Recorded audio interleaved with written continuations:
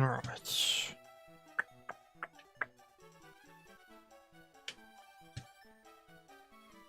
The game audio on.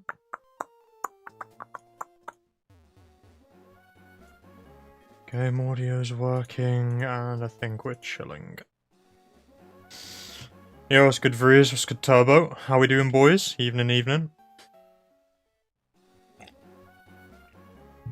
What's up? Just drove back from work. It's like an hour and 15 drive this week, which is pretty nasty. But, I figured I'd squeeze a stream in since I couldn't be bothered to go live this weekend. I have been hunting, I have been doing eggs, I don't know. Didn't have the will to stream this weekend, but now I do.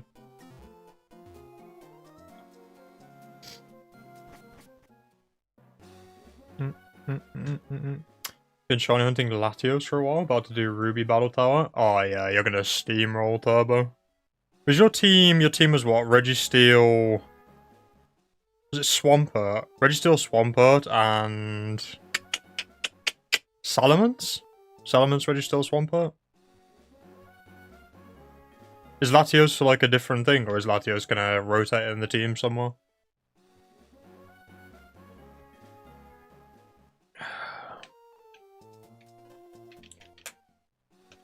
Dun, dun, dun, dun, dun, dun, dun.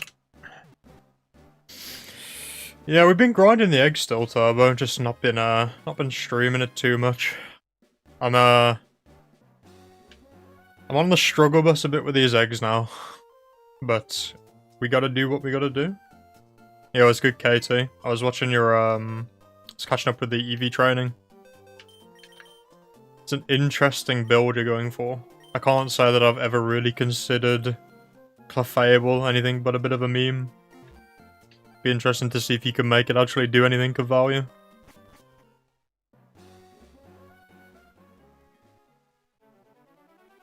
Oh, you got another symbol, Reese.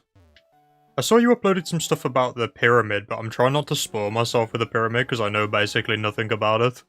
And I kind of want to just go in blind and stab around. I watched the vast majority of the team report.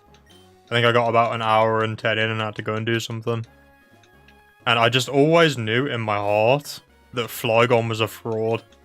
So it's nice to see that you've also experienced Flygon being a fraud. It's a fraudulent Pokemon. It's a fake dragon and it's fraudulent.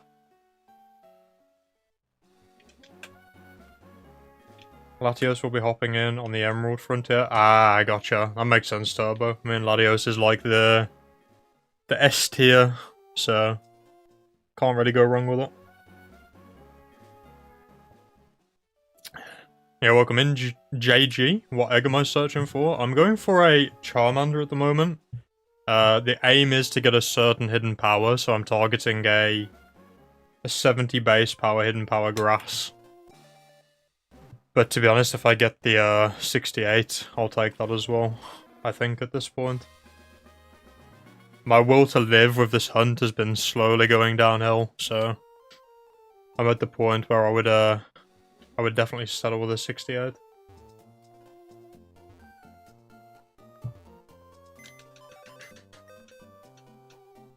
Flygon has to run Gust on its ADV banded set. Gust? For what? Heracross Breloom or what? Surely not for Breloom, it's faster than Breloom anyway, right? For Cross. What base speed is Flygon? 100? Or is it 80? It's 100 attack, right? It's gotta be faster than 80 base speed, surely.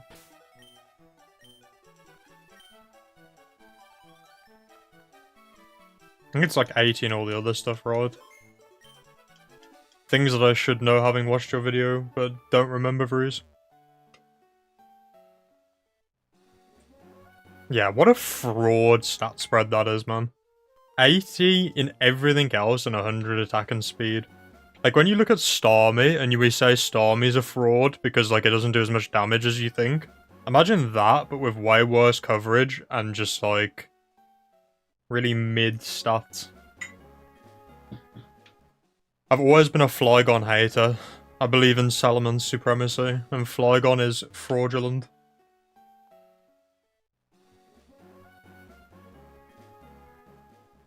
Rip Flygon, one of your favourite Gen 3 mons. You see, you get what you deserve, Reese, for having Flygon as a favourite Gen 3 mon. I don't think I've ever used Flygon on a team. I was always a Salamence enjoyer.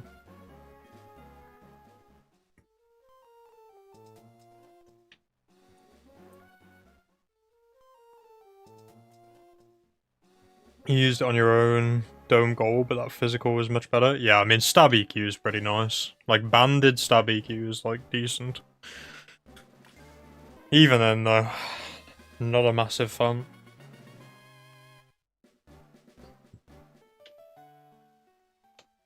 I feel like having a ground type is so nice. And like a levitating ground type. Like levitate kind of saves Flygon. At least it can switch into some stuff. I finally tidied up my save file as well, guys. I traded out all of my like 3 million boxes of eggs. Ignore that. He's friendly. I traded all my boxes of eggs across to my Pokemon box version. Other than this one, because this one's a bad egg, apparently. So I need to reverse clone that out at some point. That must be like a byproduct of when I did the Latios Ace. But like everything else is out the save file now.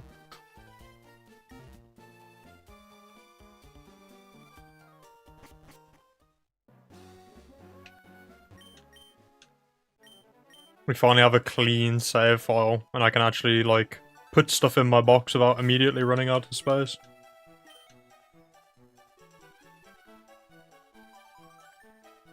Yeah, Skarmory is really good. Skarmory is on my, like, hit list for sure. Like, my immediate Pokemon that I want to do sometime soon. Metagross is up next, like, 100%. And then I think Swampert probably after that. And then maybe Starmie if I feel like it. But Skarmory is probably going to come before Starmie, I'd imagine. I need to have a look at the egg groups and see if I can, like, crossbreed any of them. It's kind of awkward, though, because I'm going to want Drill Peck on Skarmory. So I need the egg move from the male, so I'll have to do some playing around and see what I can do.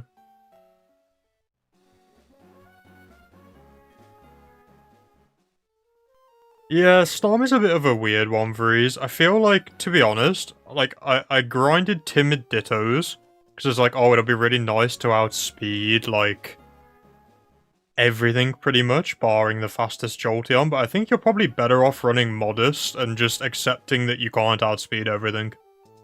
I feel like Modest Starmie is low-key actually just better than Timid Starmie in the frontier. Like, Timid Starmie just misses so many kills. I kind of regret my my time investment with the farming on that Timid. Because I tend to prefer Modest as just a PvE experience.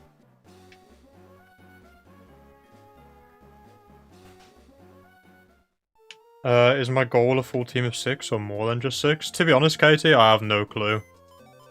I don't really have, like, a hard goal with it. I'm just gonna kind of keep doing it until it annoys me more than I enjoy it, and then I'll stop. I think a team of 6 would be dope, though. So maybe that's a good, maybe that's a good target to set myself. You see, Freeze, I think it would, but, like, I was still running some of the calcs, and I feel like even Modest is, like, still questionable.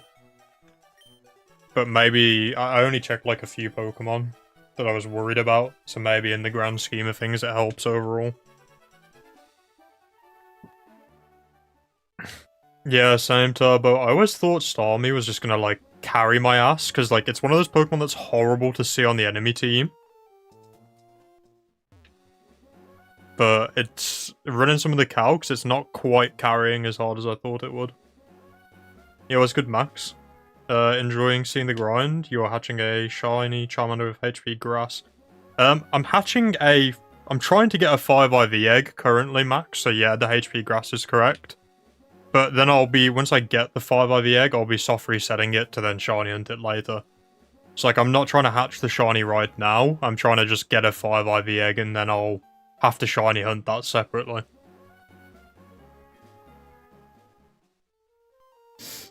Really hate eggs. Might try this method for Gyarados. I've always been an egg enjoyer, to be honest. I've done a lot of egg shiny hunts over the years. I'm a bit of a Gen 3 egg enjoyer. And then it kind of got ruined a bit for me because everybody just started like 500x controller mod, auto run left and right, Pokemon box, super uber ultra efficient farming shinies from eggs. So then I had to find a way to like make it hard again, you know what I mean? Which is how I ended up here. I only really enjoy shiny hunting if it's hard. It's been a while since I've just hunted something like default. I feel like the part of the shiny hunting I like is trying to make it increasingly hard for myself.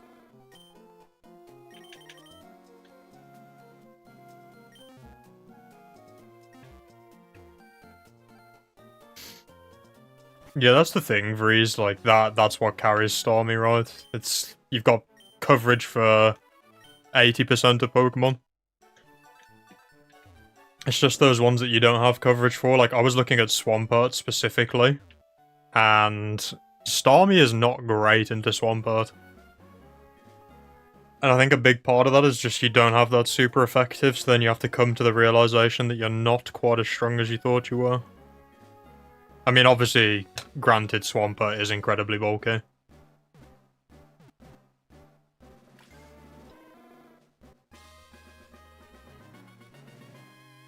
I got one shiny with it, KT. I got a Scyther that I was doing the box method for, but I didn't really enjoy it, and I haven't done it again since. I got it really fast as well. I think I got it on like my first egg rotation through box. And then I couldn't even really be bothered to like hatch all the rest of the eggs on the other games, so I just kind of called it a day though. I never uploaded that video, it's still sat on my hard drive. That was like 2 egg months ago now, so it would have been like 2024's egg month, I think. Or 1 egg month ago, I guess.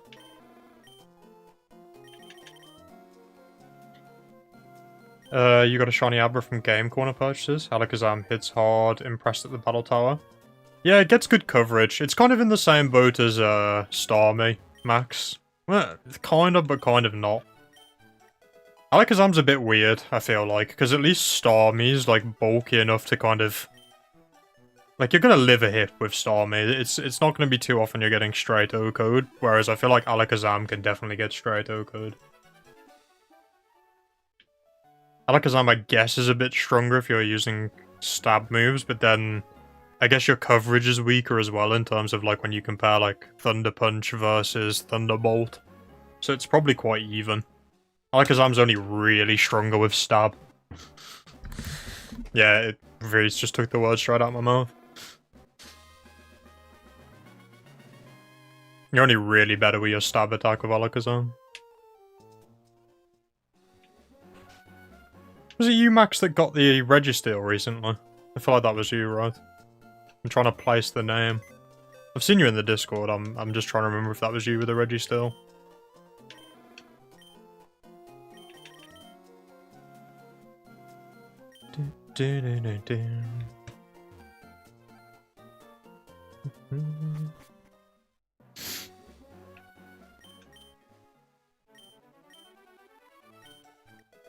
Quirky Registeel? What are your IVs looking like? Are they somewhat decent? Quirky's not bad for Registeel.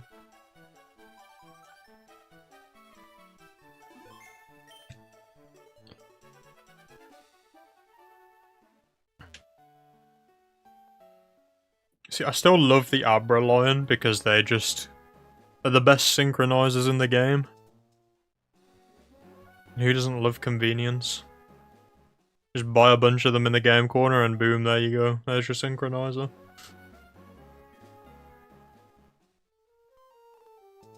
I do have a shiny Zam as well, but I haven't really done anything with it ever, I don't think.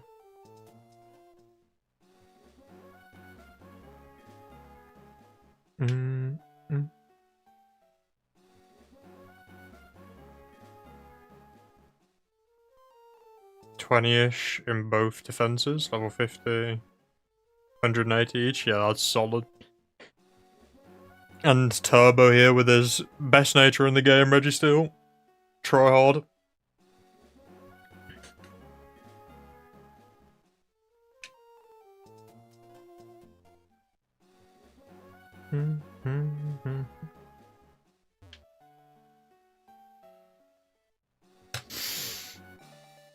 Yeah, agreed, Vreeze. Being immune to Toxic's just massive for a Staller.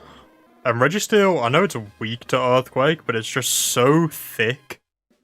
It's not like Aggron, where like you're 4 times weak to Earthquake, it's just 2x, so like you can kind of... You still kind of eat.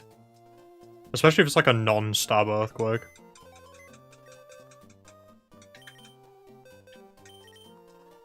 Steel's just a great defensive type, to be honest. Who doesn't love steel types?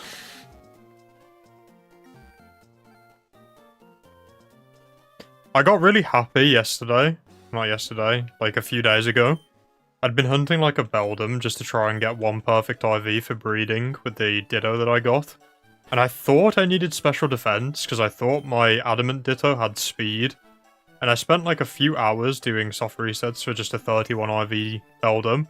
And I finally got one yesterday, or like, can't even remember, it was a couple of days ago. I finally got special defense, and I was like happy, and I was like, yes, I can put this down. It shouldn't have taken that long to get a 31 in special defense. And then I came to the realization when I was watching a clip back that I needed speed, not special defense. So I kind of trolled myself a little bit on that one. Not gonna lie. I'll add it to the growing list of mistakes I'm making while setting up for breeding.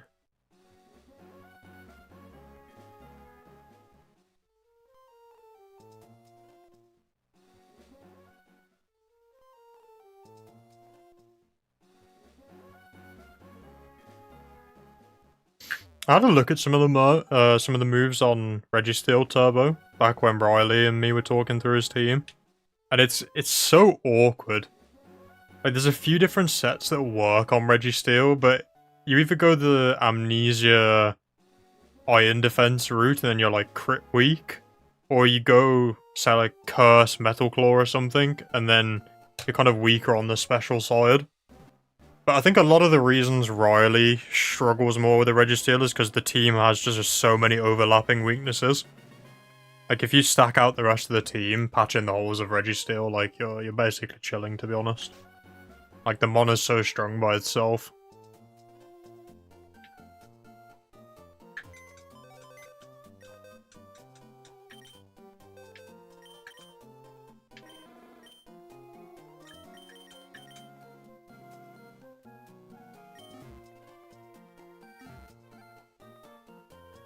I feel like a Curse, Rest, Metal Claw,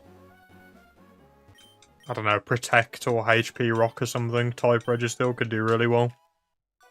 Maybe HP Ground, I'm not sure.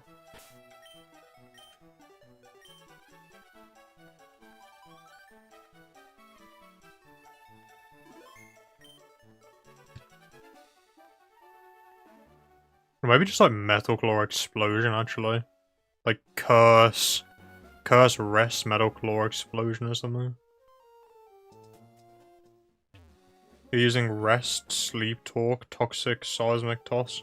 Interesting. Yeah, there's a few different sets that are viable on Registeel.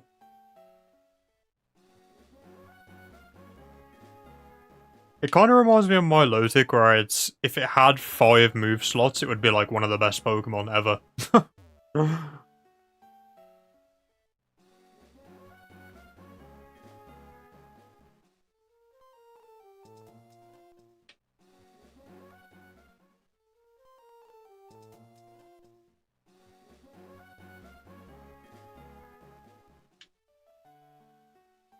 been working on modding my GameCube out a little bit as well. I had a really nasty, I bought it specifically just for the egg hunt. So I just bought one at my local retro store, and the plastic on the front was really yellowed. And one of my friends, Speed Twister, he sent me a 3D printed faceplate because he had some spare ones. So it's like a black faceplate for the GameCube. So I've swapped that out. And then I've got a third-party Wavebird receiver coming that's black. Then I'm going to take the insides out of my like official Nintendo Wavebird receiver and I'm going to put them in the third-party shell. And I have like a blacked out GameCube. I think it's going to look pretty sick. Got like black memory cards as well, so it's going to be like fully blacked out. One thing I want to do though is I want to do the modding for the LED on the top of the GameCube. I want to solder out the existing LED and put in a green one so it matches with Emerald. I think that's like my next project, but my soldering iron is completely clapped. It's like broken and doesn't get hot enough anymore to melt solder, so I need a new soldering iron before I do that.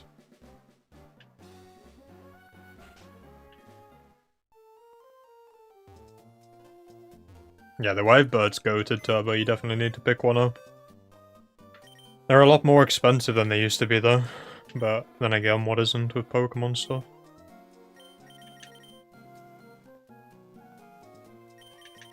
Ooh, what are you soldering, Breeze? What are you working on? What are we modding? Or is it battery stuff? I'm not gonna lie, I kind of did the cheat method with the batteries. When I realized my soldering iron was broke, I just did the electric tape method and just pried the batteries out with a little flathead screwdriver.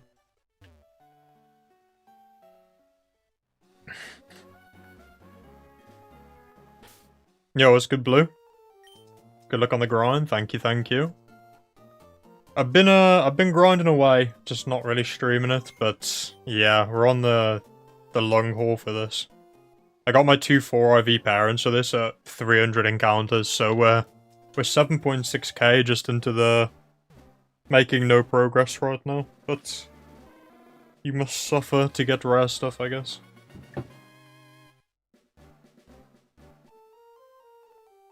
I wouldn't be surprised if we see another shiny at some point soon. My first Charmanders were only like 600 eggs in, so we're making our way towards odds again on that.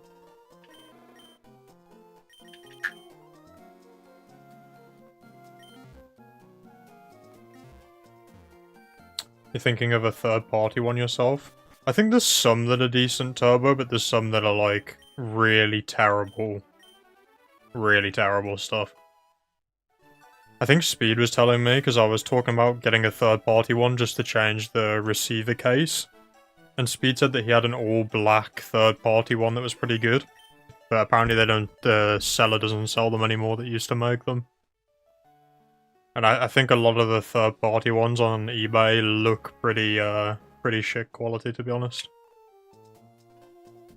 I'd just be careful with that. Like, if you're gonna buy a third-party, you wanna do some research first. Jesus, can't speak today.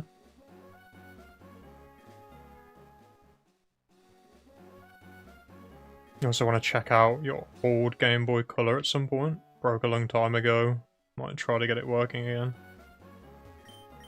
Yeah, diagnostics is not in my realm of things that I am able to do. I can do the basics of soldering because we learned it when I was in school. And I've done a bit of soldering outside for various bits and bobs, but I don't think I'd be able to diagnose issues with things and solder them and repair them and things like that. It's a bit outside my remit.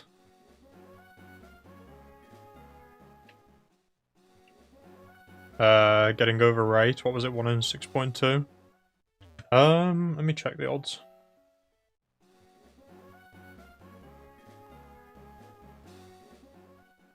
The thing is, Blue, I think those odds are just the odds of a 5IV. I don't think that's incorporating your nature coin flip, which is what I already lost, because my parent that's in there currently for the male side has the exact IV spread that I need, it just got the wrong nature.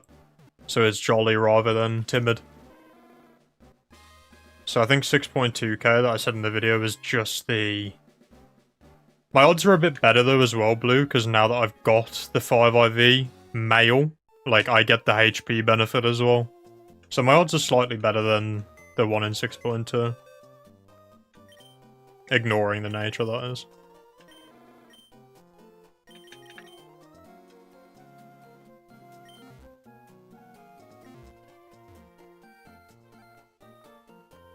A lot of videos. To be honest, yeah, Varese, like, you'll probably be fine. You can pretty much just watch any of the videos and learn anything, really, on the internet. Every time I'm gonna do, like, any project for anything, I just start watching it on YouTube.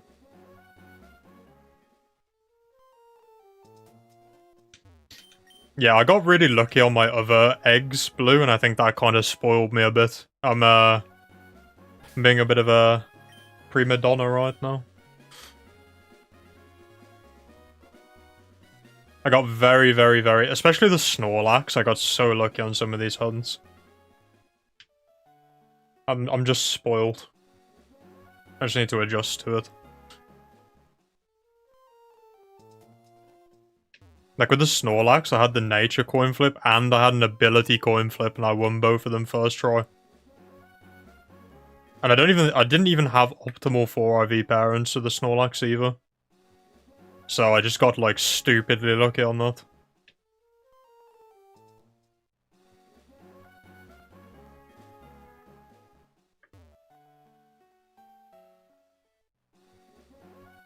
Again though, Blue, if the odds weren't scuffed, would I really enjoy doing it in the first place?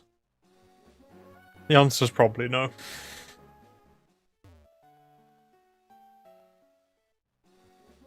I'm just getting impatient because I really want to, like, play with the team. And to play with the team, I need to actually start hunting them.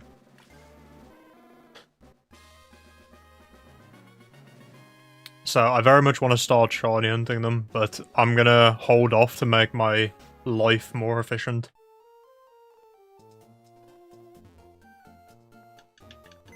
Just wondering if there's any alternative bike lane. I mean, you can probably do the bike path over and over again, going down, but this is by far just the best bike lane in the whole game, because it's right next to the daycare as well, so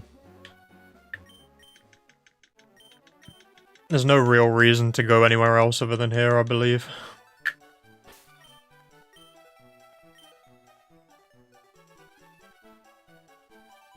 Yeah, the odds on the Snorlax were absolutely terrible, Turbo, with the way I was doing it, because I think one of my parents was...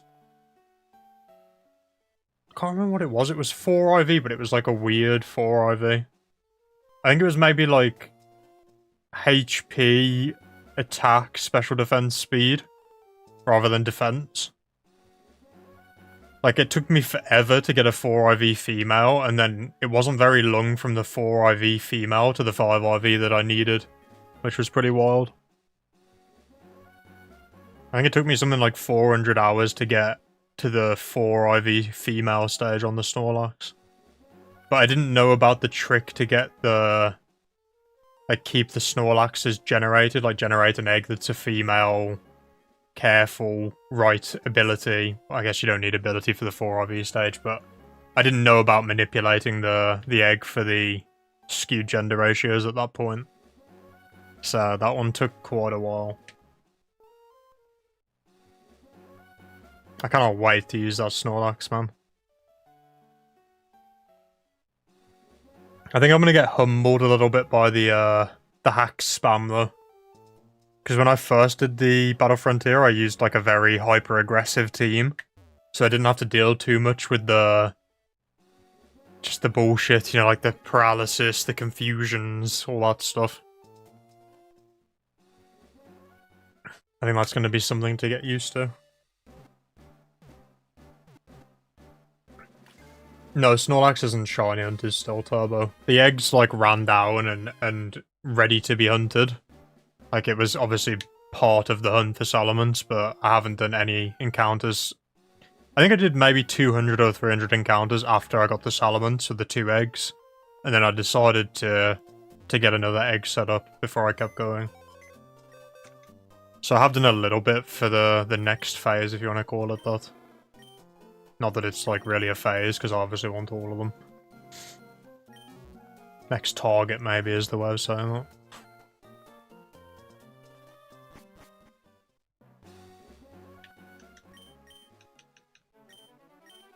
I'll just be happy to start shiny hunting it, to be honest, Turbo. I'm excited to get back into the shiny hunting section.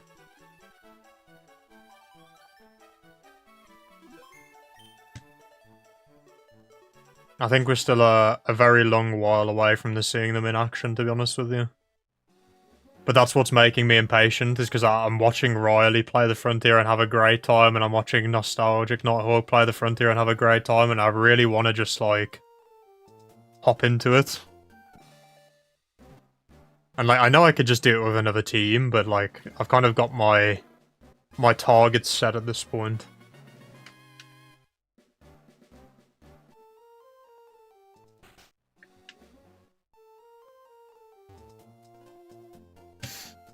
I mean, I can tell you how I am a total of 333 hours into the eggs for Charizard now as well, so just for context, they are pretty long hunts.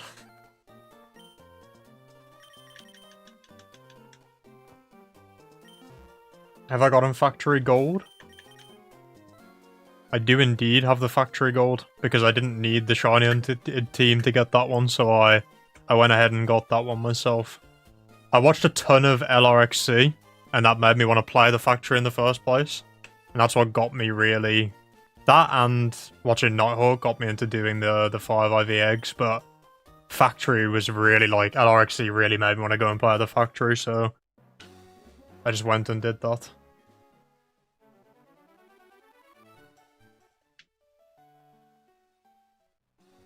The thing is, I'd watched so much LRXC playing it that I actually found getting the gold quite easy for the Factory. Because I just knew all the strats from watching him. It made it very, very easy for me to just hop into it and know what I was doing.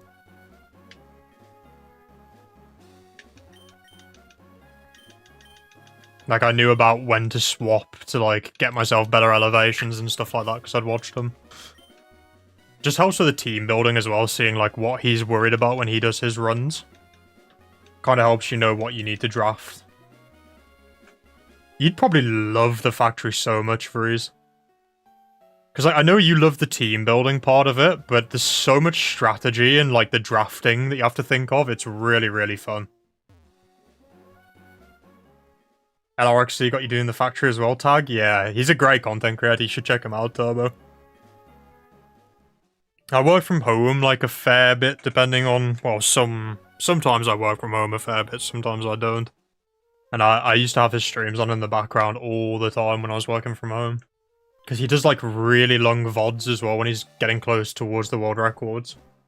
So it's like absolutely perfect content to just have on the second monitor.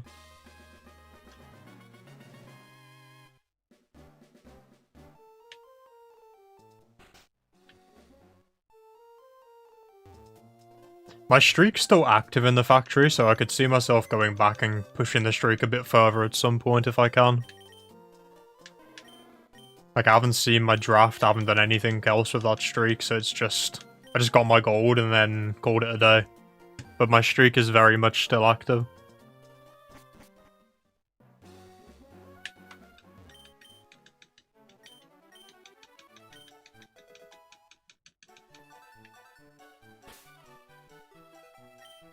What's the best Charmander you have so far in terms of IVs?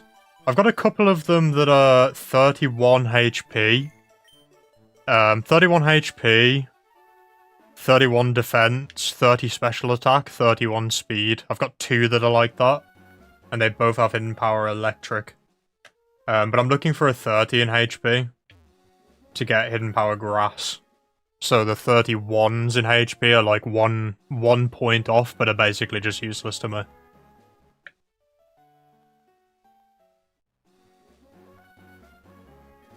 You're yet to get the gold one, but if you do, you have his guide ready. His guide's decent, Blue, but I feel like I learned a lot more from just watching the streams and how he thinks about things than I ever did from the guide, to be honest. Your Starmie just T-bolted a Gyarados at 85. There's a few Gyaradoses that live Thunderbolts. Gyarados is, like, surprisingly bulky. Or maybe not that surprising. I feel like a lot of people know Gyarados is, like, stupidly bulky. It's like, the GOAT of Gen 4. I feel like quite a few electric moves it can actually tank, which always catches me off guard as well. Yo, what's good, Joplin? How we doing? How we doing? How goes the Ruby, expedition?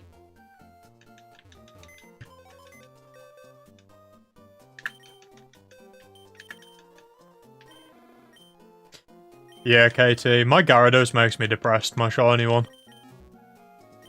I think it's on this file. Is it on this file? This Gyarados makes me depressed. Like, it got such a good nature, it got jolly, and then it has a 0 IV in attack. 0. Zilch. Not a single pointed attack. Incredibly depressing. But, like, I'm probably still going to take it through the tower, because this is probably one of my favourite recent shinies I found.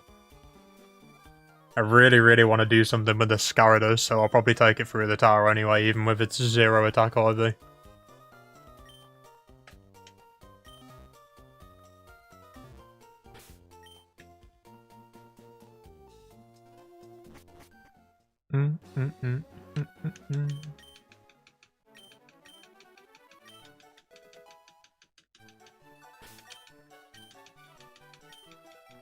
You gotta get in the dome again and try gold.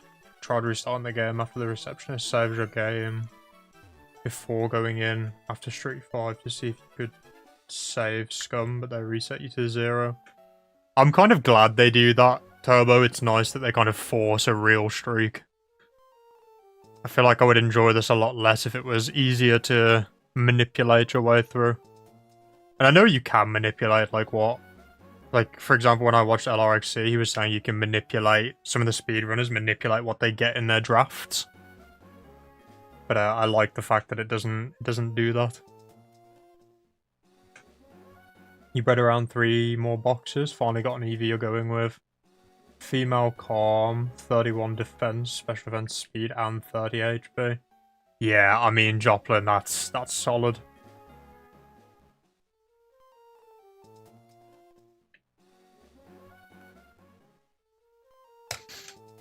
Had to check for science. I feel like everyone's checked that at some point, though, Turbo.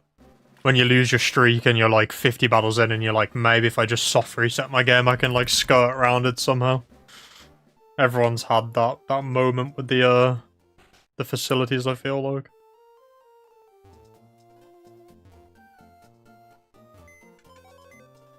Yeah, tragic KT, but what can you do? That's the nature of shiny hunting and the nature of randomness.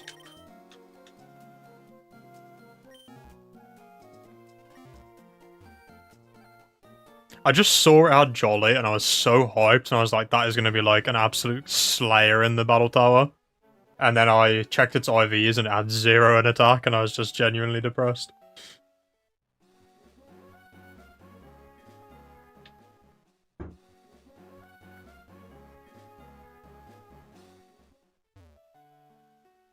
Dome's great for a first gold, very fast, quite a bit of control. Yeah, if you know, like, matchups and type effectiveness and just, like, have a rough idea of the sets Pokemon have, I feel like the Dome isn't actually that hard, comparatively. I feel like the Tower and the Factory are a fair bit harder than the Dome. I feel like the Dome's the easiest one out of, like, the real battling experiences. Pyramid's kind of its own thing, and same with Pike.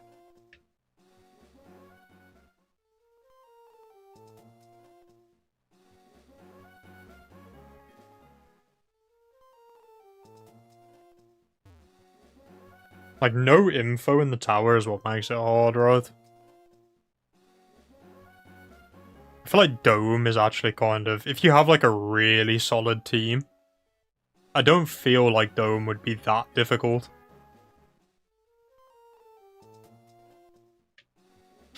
And I say all this, and I'll get humbled at some point when I'm trying to do Dome. I'm sure I'll get some lovely tower / frontier hijinks going on, and I'll be getting Quick Claw horn drilled, and I'll be eating my words, but comparatively this is. I feel like it's easier than the tower by a fair margin.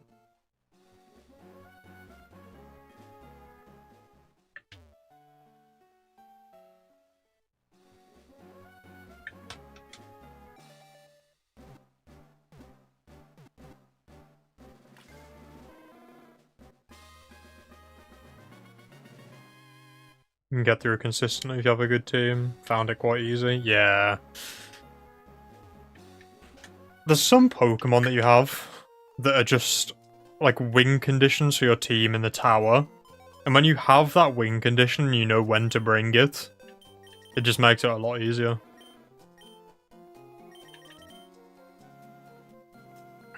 You hate the tanky mons like Snorlax with Curse and Double Team. I actually think Snorlax is going to be one of the harder matchups on my team. Like, that mirror match is going to be quite hard for my team to handle. I'm still weighing up if I want to rock DD on the Ments. I'm very much debating cloning it and having one with Dragon Dance and one with Brick Break. I try not to do too much, like, glitching and things like that and cloning, but I feel like I'm going to regret getting rid of Dragon Dance, but the idea for the original set was to run Choice Band, and that's how it was built. So, I don't know, I'm considering it. I'll see how I feel. I mean, I'll probably clone them all anyway, just in case I ever want to change the EV spread at level 100. Like, I'd very much like to keep a set of them for level 50 and a set of them for level 100. So, like, I'm probably going to clone them all anyway, so maybe it doesn't make much difference.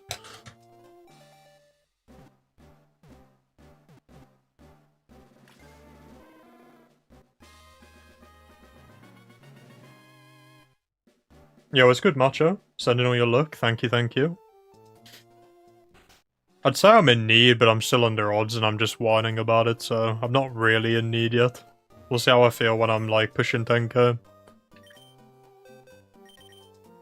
The thing that's been driving me a bit crazy lately is I've been getting a ton... This one's, like, worth checking. How do you stay informed on stuff like the Gen 3 OU suspect testing? I watch a few YouTubers that do Gen 3, like, OU content, Joplin. Like, I would recommend watching Jimothy Cool. He's, like, one of my favorites. Tetrafolium as well.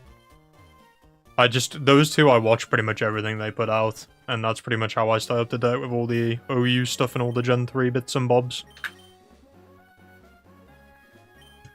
I spend a lot of time doing these eggs, so I watch a lot of content on the side while I'm doing it.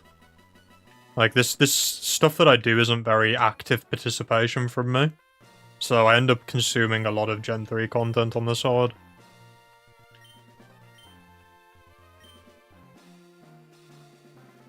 Ooh, defense and wonderfully outstanding. That's promising. Agreed, KT, but I think what Mence is going to be really good for with the Choice Band is just punching the normal types. Because Snorlax is a bit scary, to be honest with you. Like, if I'm running DD Mence, I don't have that immediate punch, because if I'm running DD, I'm probably not running Brick Break. I think the thing I was thinking about doing was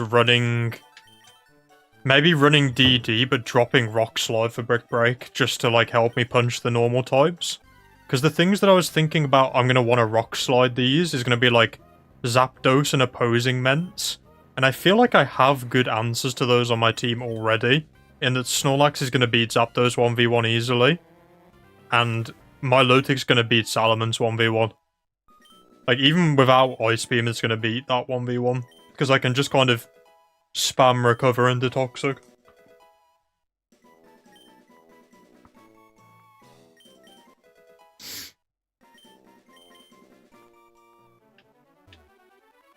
Yeah, agreed, Turbo. To be honest, I've already cloned the eggs anyway, because I was worried that what can happen sometimes is I run the egg steps down to one egg cycle when I trade them across to shiny hunt them. I've got them all, like, ran down to one single egg cycle so I can hatch them as soon as possible once I've traded them in. But the problem with that is that sometimes, depending on what happens, they can actually hatch in the one step that you have to walk sideways to, like, talk to the trading woman in the Pokemon Center.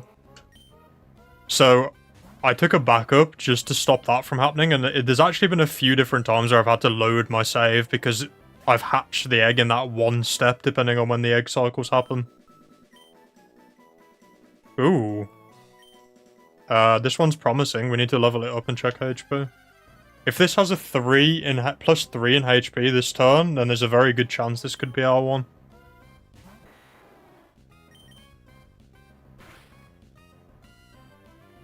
Let's have a look. Show me plus 3. Plus 2. Rest in peace. Another one for the pile. It's probably a 4 IV one. If I'm banded, I'm running both KT. That's for Dragon Dance specifically. Like, if I'm running banned, I'm gonna run Aerial Ace, Earthquake, Rock Slide, Brick Break. That's only if I'm running Dragon Dance that I need to drop Rock Slide, really.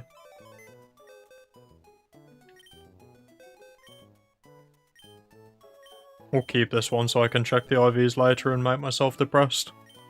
When I realise it has 29 HP instead of 30. At level 13 with the Charmanders, they have the... Like, if you level it up to 12, and it gains to 35, so you'll see a plus 3 at level 12, that means it's guaranteed 31. But if it's 34 at level 12, and then you level it up to 13, and it goes to 37, it's guaranteed 30 or 31. But you already know from leveling up to 12 that it's not 31. So if you see 37 HP at level 13, I know that it's inherited the 30 HP that I need. So, like, this one's 1 point off, unfortunately.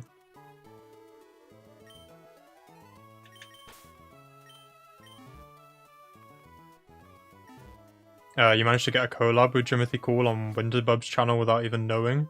It was past the team for Gen 3. Oh no. Right, so are you saying, Macho, you were using a Baton Pass team? Am I misunderstanding that, or is that what you're saying?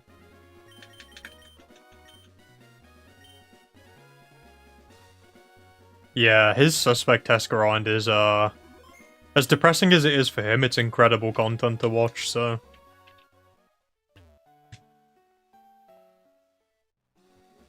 That's the moves you're using with your men's choice ban, pretty standard, you guess. The thing is that I always say, Turbo, is some things are standard because they're just the best. Like, that moveset just gives you coverage into so many Pokemon. And because you're bandaged, you're not missing the, like, lack of damage from not having stab as much. Or having, like, a weak stab move like Aerial Ace. Trying to work out what Midlands area accent you've got, Motive. Your dad's from Coventry. You've got me spot on. I am from the West Midlands. So, oh, I've just killed my monitor though by accident. I'm from the West Midlands, not far from, I don't know if you know Dudley. Not far from there.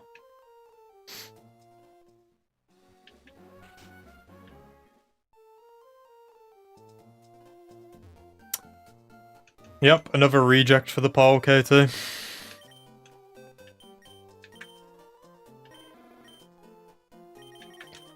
I've got a whole Pokemon box file just full of rejects.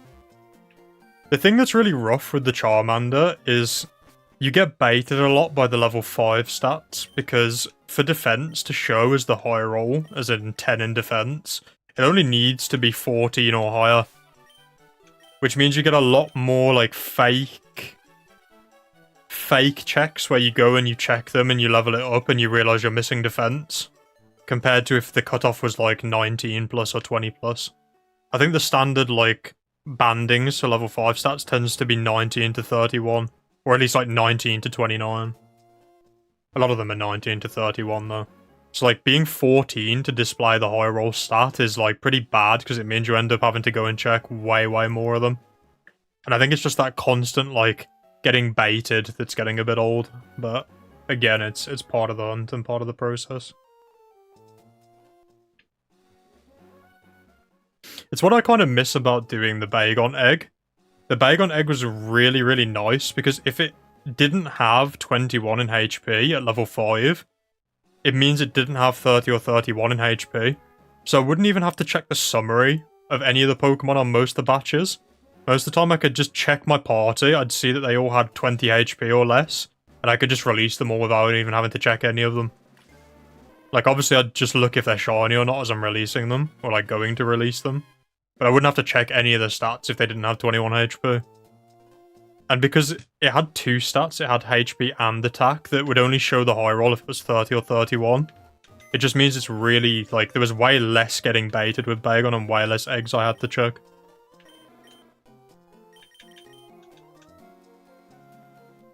It's all very dependent on what the base stats of the Pokemon are and what nature you're running.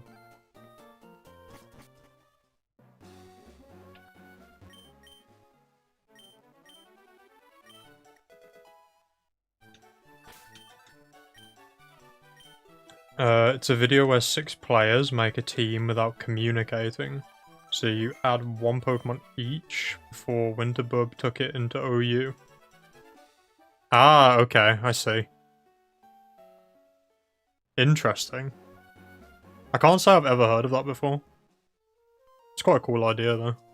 So you have to kind of look at what everybody else has put on the team and try and fill in the gaps, I guess.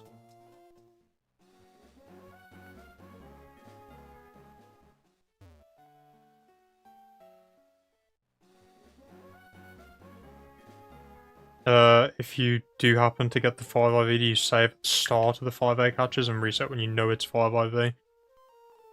So you have to do it this way to be able to hunt it, Joplin. So when you get your 5 eggs, you have to save at that point. Because then when you hatch them all, you basically hatch the eggs, you go and check them. And if you realise one has 5 IV from checking it, you soft reset, which puts it back in the egg. Because you need it in the egg to then trade it to the other games and hatch it in the other games to shiny hunt it. So it's not even necessarily like just to hatch it at the Battle Frontier, like that's its own thing separately. Like you already have to have it in the egg to even shiny hunt it. And then once I traded it into the game, I hatched it on the save file, saw it was shiny. And then because it saves the game, when you trade the egg in, you can just soft reset once you've hatched it and you know it's shiny. And it will put it back in the egg. So then I played through the whole game with my Bagon in the egg and then hatched it in the Battle Frontier.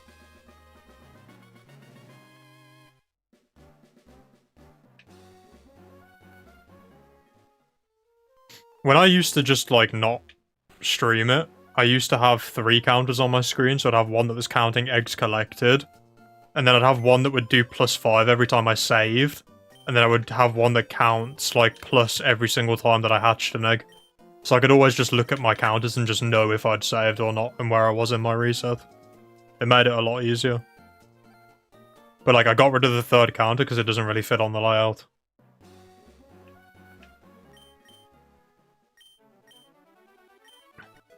I mean, as I say, Joplin, I've been a shiny hunter for, like, years now. You just kind of get there after a while, you build it up. Like, my first couple of shiny hunts, like, I was impatient. It's just one of those things where, like, you do it and you acclimatise to shiny hunting. Like, obviously there's levels to it, and this is, like, very much the extreme end of how long shiny hunts take. But, like, that's what makes me really enjoy it and makes the payoff feel, like, crazy for me. It's almost like, it sounds stupid to say this, it's like a drug addict, right? Or, like, anyone that's addicted to anything, it's like you keep chasing the next high, and you need, like, a bigger and bigger, like, dose. You know what I mean?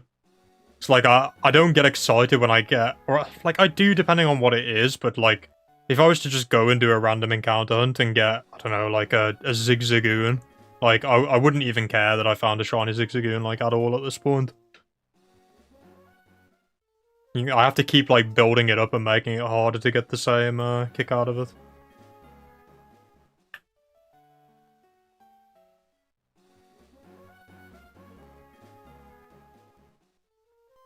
Well, that's what I like about the eggs, Vreeze. Like, just getting the 5 IV egg feels more rewarding than getting a shiny. Like, by a solid margin. Like, I've done a lot of shiny hunts by this point, and a lot of my shinies have felt less special than just getting a 5 IV egg. Like, when I got that first Salamence egg, and or the Bagon egg that was 5 IV, and I proved to myself that, like, I could actually do it. Like, that feeling was unreal.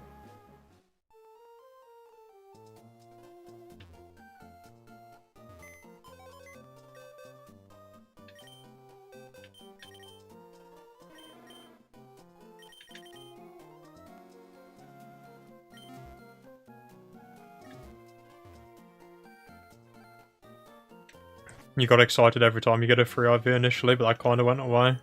You see, I feel like I'm in a different boat though, Joplin. Because, like, I've got such stacked parents, and then now they're getting a 3 IV is, like, 50% of the eggs. Like, the chance of passing down 3 IVs is 50%, or, like, 54% in Emerald, something like that. So I would bet you, like, a solid... at least a third of these eggs are 3 IV, probably. So 3 IVs just does not hit at all for me anymore. 3 IV is, like, disappointing at this point. Like, the only thing that, like, is a little bit exciting is seeing that I've got, like, a 5 perfect base stat, one that I can go and level up and go and check.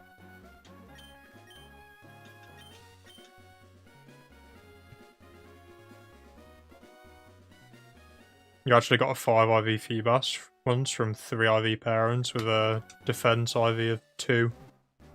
As in, like, 5 IV with attack, Blue Storm.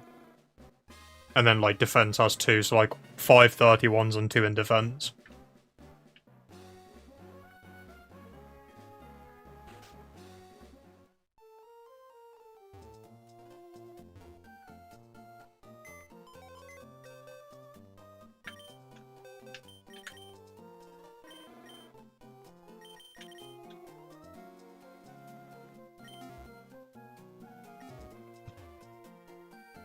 Three IVs sounds like a dream for you. It's one of those things, Turbo, where it gets easier the more you have, right? Because, like, once you've got a few, like, 4 or 5 IV parents, you can crossbreed the parents. So it makes, like, the setup of the next one, like, a lot easier. Like, doing the first couple of 5 IV eggs takes a lot more time than once you've got those eggs already. We call that the Riley 5 IV Blue Storm. That's a Riley 5 IV right there. That happens quite a few times though, where you get trolled with like fake 5 IVs like that. Like it is 5 IV, but you know what I mean, like 5 useful IVs and you get like 4 useful plus the useless one.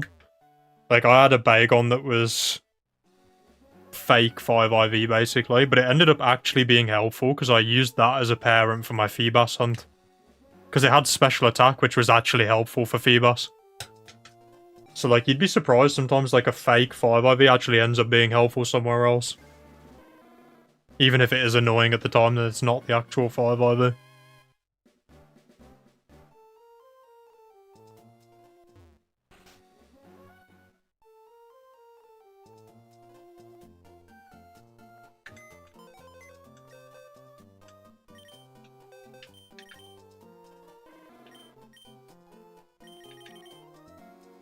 I need to rotate in the next Flame Body Pokemon. It's how I keep the hunt fresh. I keep swapping what Pokemon I'm using for Flame Body. I have 3 different shinies I can use for Flame Body, so I just rotate through them.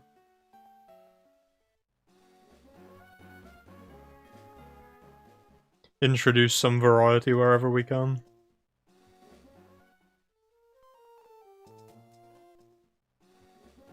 You remember when you were breeding for VGC in Gen 6-7, sometimes you get 6 perfect IVs where you got 5. Yeah, true Vreeze. I've kind of got a similar thing on my my Milotic Vreeze. Like it's 5 IV, but it's got a high attack stat, which isn't great.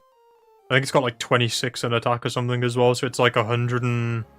I think it's 181 overall IVs. Which is like ridiculous.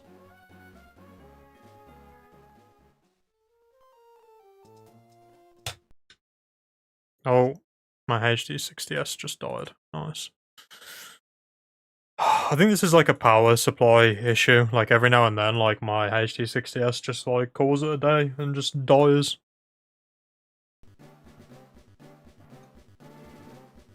There you go.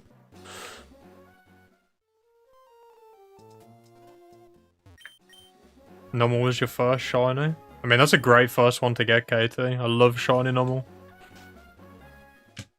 I want to use Camrupt in the Battle Tower at some point, but it's pretty bad. I just think it'd be funny to have Explosion on it, because I never knew it got that.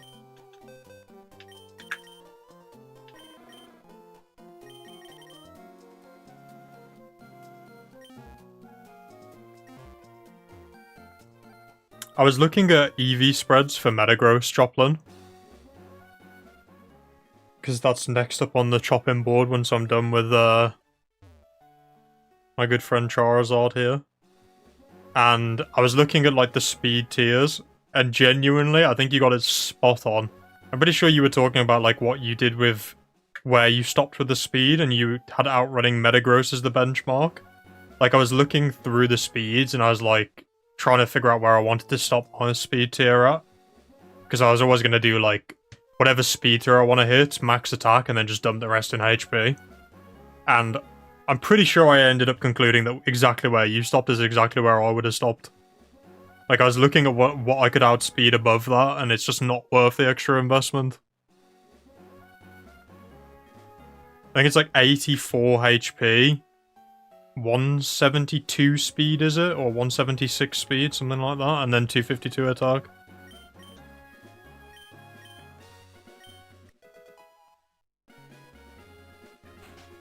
That was a mistake I used to make when I first did my Battle Tower runs.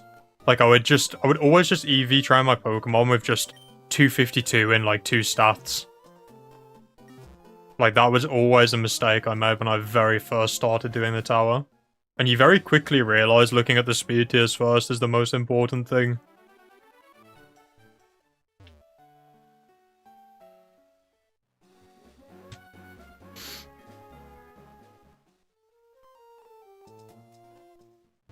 Eruption's also a cool move. Shame, Camerupt's too slow. Yeah, agreed. Eruption's just like... It's such a good move, but as you say, because it's so slow, you're just gonna get hit by something massive and then you're gonna have like no base power left. I always use Eruption like in my playthrough.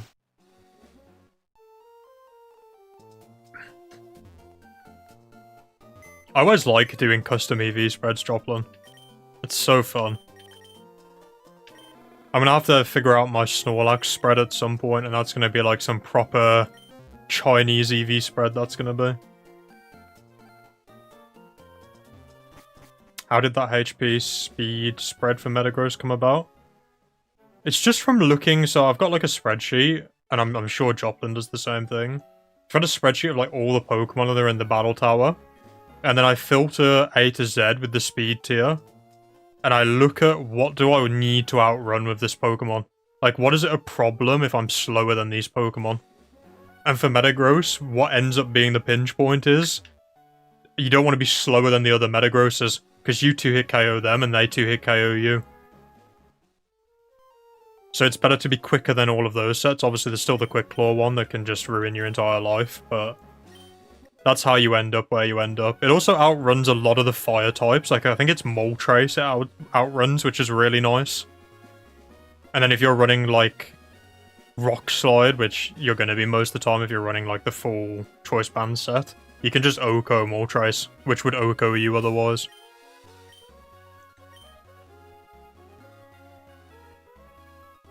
Yeah, I know about that, KT, because it's like the Body Slam sets, right? Like utility, is it Utility Lax? The one that's like Body Slam, Self-Destruct. What else does it have on it? I'm trying to remember. You know the set I'm on about, though. Tries to just Body Slam everything and just spread Paralysis.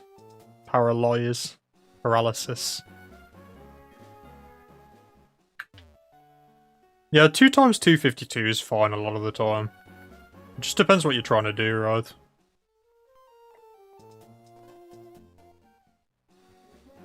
Like, my Salamence is just 252, 252. But, again, that was because I didn't think I would be using Dragon Dance on it. So I might do a bit of respecking on that, because I don't think I need max speed if I'm going to be using Dragon Dance, so I'll have a play around with that if I decide I'm going to use Dragon Dance.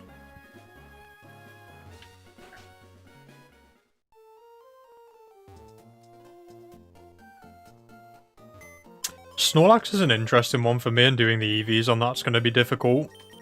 Because I'm going to be leading with Salamence, which means I'm going to be getting Intimidates. So that kind of helps bulk up Snorlax's kind of shoddy defense stat. I mean, it's not terrible because it has so much HP bulk.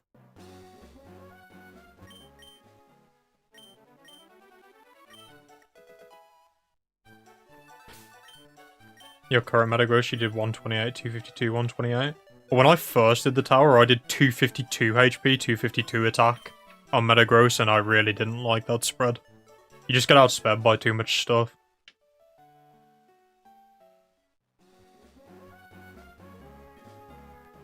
Yeah, exactly, Vreeze. It's massive for, like, the defense. Yeah, exactly, Shadow as well. I think some of the benchmarks are, like, really important, like, even for the slow mons. Like, even if you're not talking, like, speed investment mons, like, being able to outrun things like when Nighthawk was doing his stream and he was talking about doing his Tyranitar. Like, just investing those, like, 24 EVs or 40 EVs or whatever it was in speed. Like, when we were helping him make the EV spread, like, looking at that and going, you don't want to, like, get outran by a Swampert. Like, it's not always even, like, a lot of investment you need. It's just, like, you can outrun a key threat with just, like, very small EV investment. And it makes a big difference to, like, how much benefit you'll get out of that, and it could save your ass. Or, like, outspeeding other T-Tars, you know what I mean? Things like that. A lot of the slower mons really do benefit from just a bit of speed investment. Where can you get these spreadsheets for trainers, etc. you meet in the frontier? I can send you the spreadsheet I've got that I was using.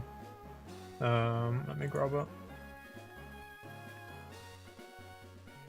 It might be, like, filtered for, like, speed or whatever, but you can play around with it and download your own copy and do what you want with it. Let me copy it. File, share. Share with others.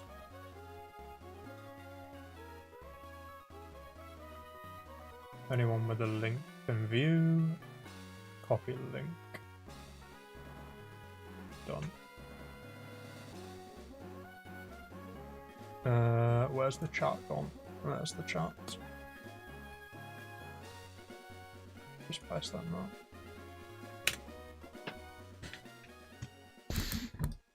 There's also, like, a specific one for the Battle Factory, so if you haven't done that yet, and you want that one, let me know and I can drop that one in the chat.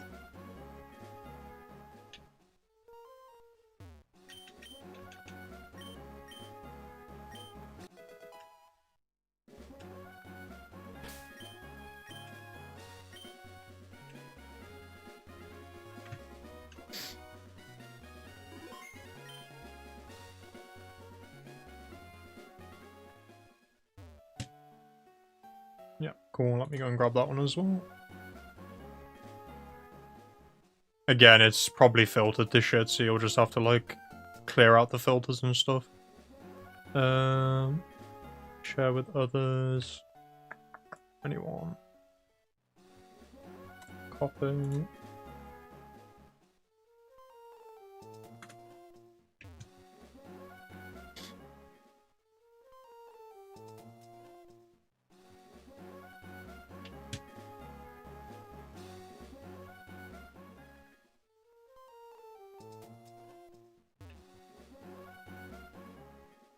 You bought a Japanese copy of Pokemon Box, which came with the memory card.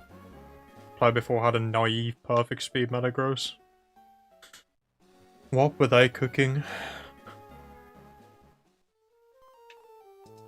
I feel like mixed Metagross is only really good in, like, OU. Like, it's not really as good in, like, the Battle Frontier. I feel like you get a lot more out of just running banded Metagross in the Frontier. Like, it's nice to have, like, custom spreads for OU where you have, like, maybe a Hidden Power Fire or a Hidden Power Grass for, like, Scarm or, what's the other one? Scarm or Swampert.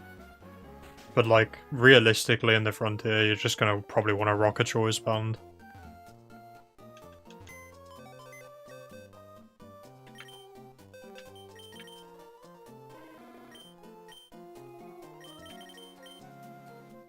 Yeah, I'm not a big fan of it either, Katie. I feel like you'd rather just run banded meta, or like a Jill meta. Like, a Jill meta just sweeps sometimes.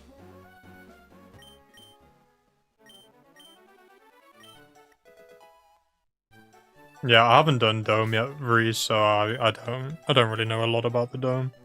I don't really have the resources for that. Might be useful for me to go and dig that spreadsheet out at some point for when I get involved in that.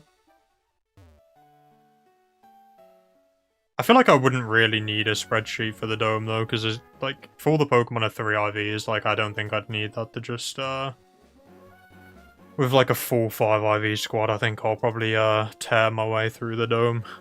I'm not too worried about doing the dome.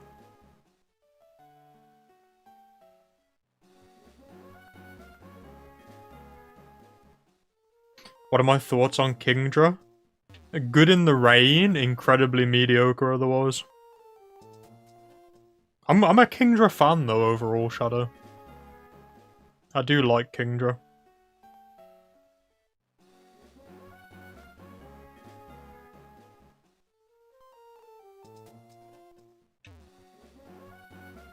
I mean, it's the same thing as like the high rounds in the factory where you have 31 IVs and all the like the set 1 to 6 trainers from each set just have like 3 IVs. Like you can tell the power difference when you go from that to a Noland fight.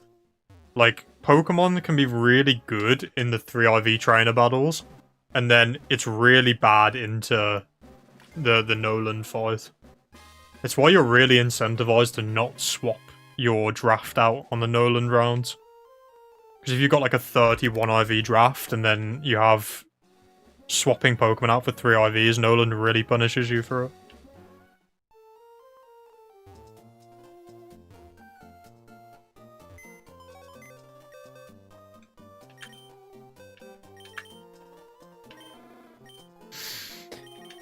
Yeah, I feel like the dome will be easy turbo. The towers are, like, I don't see myself really struggling to get a gold. Like, I think if I just do it for, like, a week, I'll probably get it. Like, the factory wasn't really that hard for me to get it in. Factory probably took me, like, 3 days or so to get gold. And, like, that's after work as well. It's not even, like, grinding on the weekend or anything, but no matter how good your team is and no matter how good you think your strat is, one crit or one quick claw or one hit KO move at the wrong time and you are cooked. And that is what keeps you humble in the frontier. A bad choice band proc, a crit at a very, very terrible time. One bad quick claw, doesn't matter how good your team is, you get folded.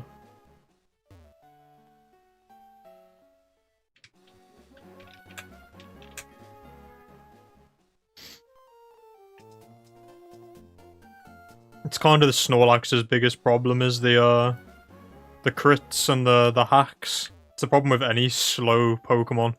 You're way more susceptible to just, like, random bullshit happening to you if you have a slow Pokemon. I mean, I wouldn't even say all the Frontier has all the luck. Like, it's just, they only have to be lucky once. You have to be not unlucky 70 in a row. You know what I mean? Like, when you think about it from, like, a long run perspective, like, you look at these moves and you go, damn, I got crit, that's so unlucky. But think about every move that you got hit by that you didn't get crit. Like, it always feels like bullshit because there's so many you have to get through without getting, like, cheesed. Like, the individual odds of something going wrong are actually not that, like, high. It's just hoping that it happens at a time where it doesn't completely screw you over.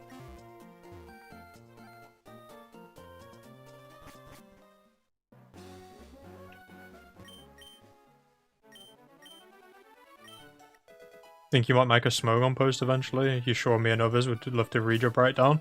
I mean, my initial problem with that, Joplin, is when I made my when I made my account for Smogon, I was on VPN, and now it says like your account is restricted or something.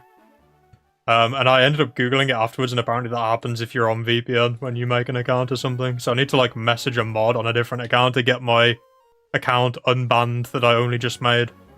So we're not off to a great start with the Smogon. Our good, lovely government in the UK has decided that they want to censor half the internet. So I'm pretty much on a VPN, like half the time I'm on the internet now. And I didn't realise when I made my account that would be a problem for Smogon, apparently. So, yeah. My Smogon account is already cooked. Before it even began.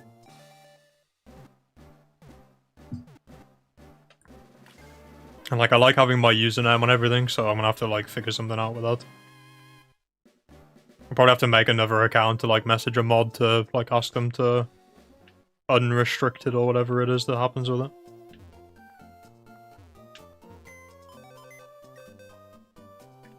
Yeah, exactly, Blue. There's some stuff you can't really, combat.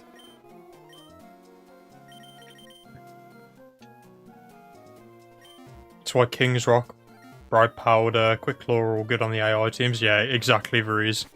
It's not even that they're good, it's just like... yeah, you're just praying that you don't get screwed over. Whereas to them, they only need it one time, so 20%, 1 in 5 out of 70 battles is like bound to happen, whereas to you, a lot of the time you're not getting use out of that. Same with like Bright Powder and all that other rubbish. It's just not reliable, is it, really? You had a mirror match with a Swampert in the tower yesterday, and of course it crit your Swampert and killed it with Surf. Yep. Classic.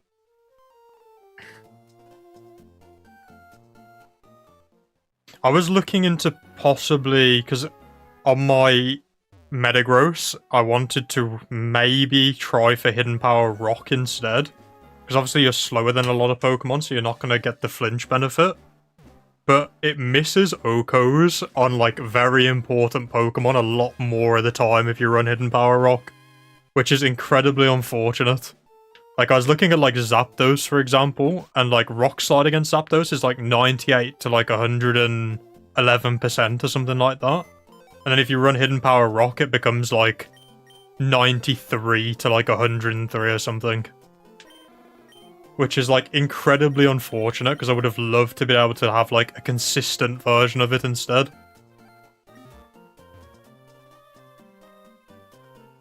Whereas with something like Salamence, it makes more sense to have Rock Slide because you can abuse the flinch by being faster. I was really hoping like Hidden Power Rock would work out beautifully on Metagross Banded, but it doesn't quite hit the kills that it needs to hit. Like, they're already rolls with Rock Slide, and then they become like bad rolls with Hidden Power Rock. Which is quite depressing. Re-registering on Smogon is easy. Can you keep the same username if you re-register though, KT? Because I obviously made my name TwistedMotive, which I want my name to be on there, and then I didn't really look at making a new account. It just kept spamming like your account is restricted or whatever, so I just like, oh fuck this, it's like midnight, I'm going to bed.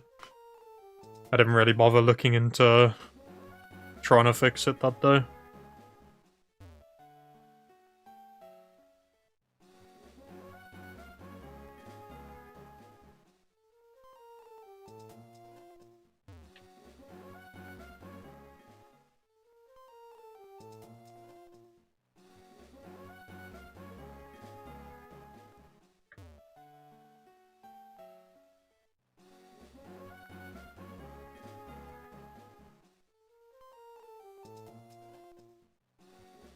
I never made it to the end of that video, Turbo. I still need to watch the rest of that. I watched, like... I can't remember how long the video was. I think it was like an hour or so, and I think I watched, like, the first 40 minutes or something. And then I had to do something, and then I just never finished it. I'm trying not to spoil myself with the pyramid, though, so, like, I kind of don't really want to watch too much on it. I kind of want to try and figure it out myself. Or, like, at least experience it myself for the first time. Because, like, I've seen a fair bit of the pyramid as a shiny hunter, because a lot of people like to do the hunt where you kind of glitch and keep Pokeballs in there. And then they hunt, like, wild level 90 Pokemon or whatever. So, like, it has, like, an air of mystery about it. I kind of want to experience that for myself. Rather than just spoil it by watching people. Bright Powder is such a troll item. Like, whoever made that is actually disgusting. Like, Quick Claw's one thing, but Bright Powder's like a whole different bag of frogs. It's horrible. Not a fan of Bright Powder at all. Cringe item.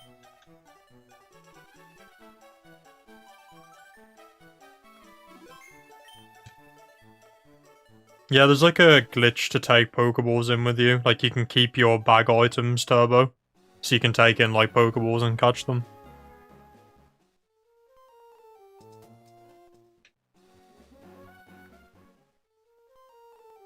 I don't really like that, like, type of hunt, though. I tried to stay away from, like, glitch hunts for the most part. The only glitch hunt I ever did was for the Latios, and it's basically hunting it the same way you would in Ruby Sapphire anyway. I just wanted to do it in Emerald, because Emerald's cooler. Plus, like, it was fun to try Ace to do something, but, like, I don't... It's why I've got that, like, random question mark in my PC. That was from doing the Ace to, like, hunt Latios in Emerald. I try to stay away from that type of stuff. I like to just, like, try and do as much stuff legit as possible. Like, I'll probably shiny hunt Jirachi. I bought myself a copy of the bonus disc for Colosseum, so I could see myself hunting Jirachi at some point.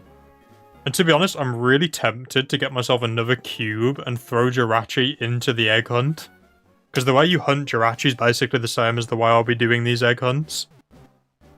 So I could basically, like, hatch my 5 IV eggs and then collect a Jirachi every reset as well.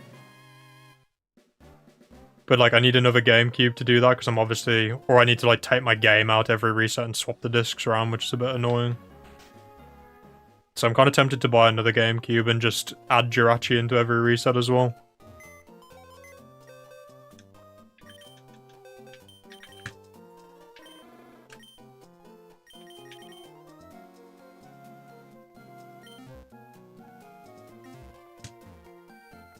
And yeah, I know you can do the, like, save corruption thing, but... that is boring, in my opinion. I hate when there's, like, a really cool hunt and people just take the... They take the, like, the difficulty and the challenge out of it and just, like, make it something boring. I don't know. Like, Jirachi's such, like, a mystical hunt, and it was always, like, one of the hardest shiny hunts, and then people have just found a way to cheese it. And that's kind of boring, in my opinion. I'd rather do it the suffering way. And, like, yes, it's smart that they figured out how to do it, but, like, it's just boring.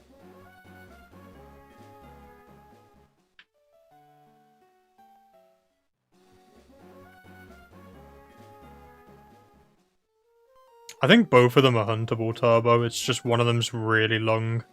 I think Channel's the one that you have to play the whole game unless you do that corruption thing.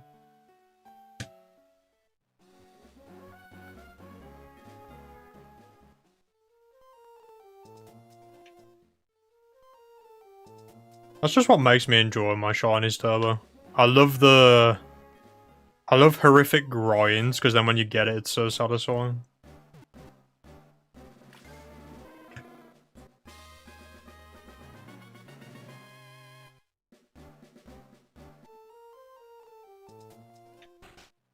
Circling back around, I realised I never answered the question, Joplin. Like, I could see myself making a Smogon post, potentially. Once I've, like, rocked the team for a bit and got a decent streak with them.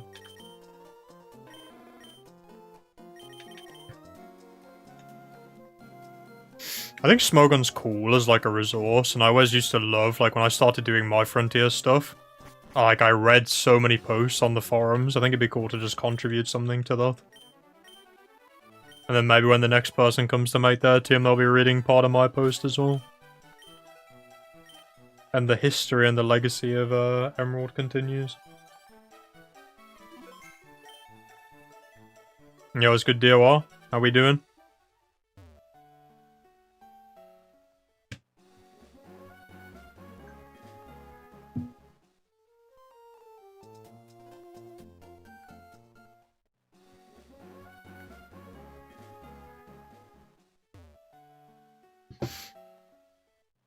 Emerald is eternal, indeed.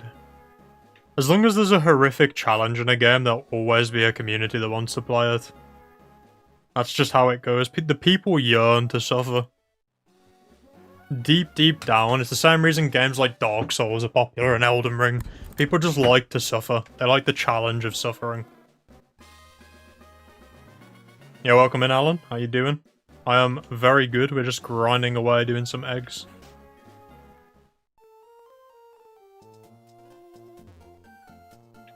I know you mentioned you were on holiday, DOR. Are you still off work? Are you still got some leave, or are you back in the grind now?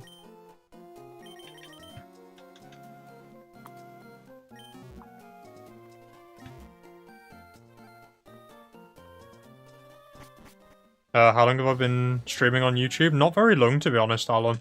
This is maybe like my 4th stream on YouTube. I used to stream on Twitch like a couple of years back, but I just kind of stopped streaming because I lost the interest in it. And the lovely, lovely Gen 3 community here on YouTube has got me back into streaming again, so... It's a recent development.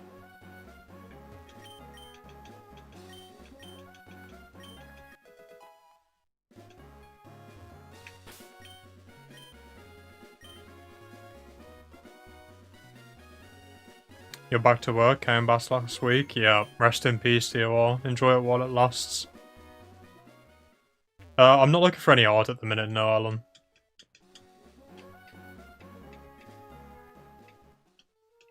I probably should get something at some point, like my banner is very old, but I'm not really looking for anything at the moment.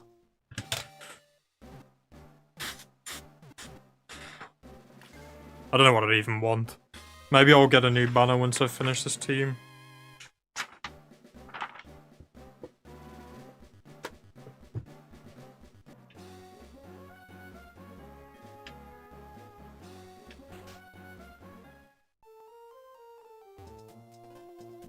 Exactly, Turbo. The greater the suffering, the greater the victory. But at the same time, wouldn't it be nice to not suffer? Wouldn't it be nice to just get lucky and not have to suffer? But if you don't get unlucky, would getting lucky ever be satisfying? You know what I mean?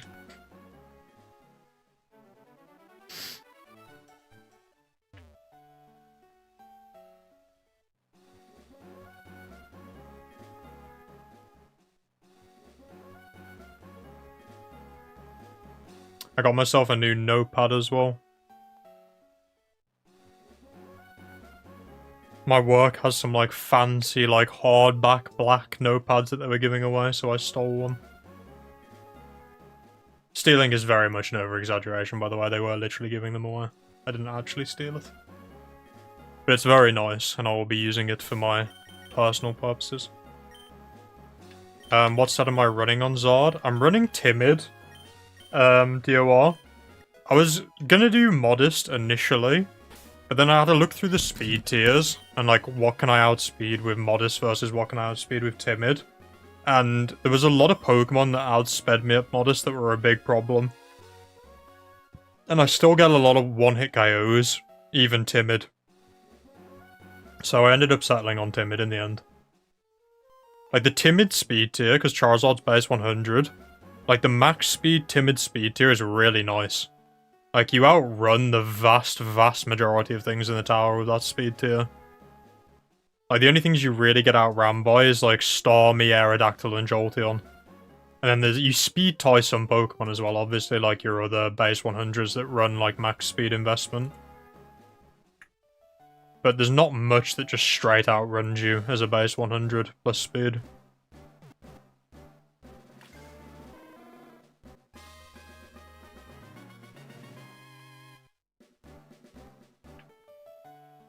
Plus, like, Timid gets my Oko still with Hidden Power Grass on, like, Swampert and... Mainly Swampert, because the other two are less bulky than Swampert, but it kills Swamperts, even with Timid HP Grass, which is nice. So, overall, I just weighed it up, and Timid just seemed like the better option.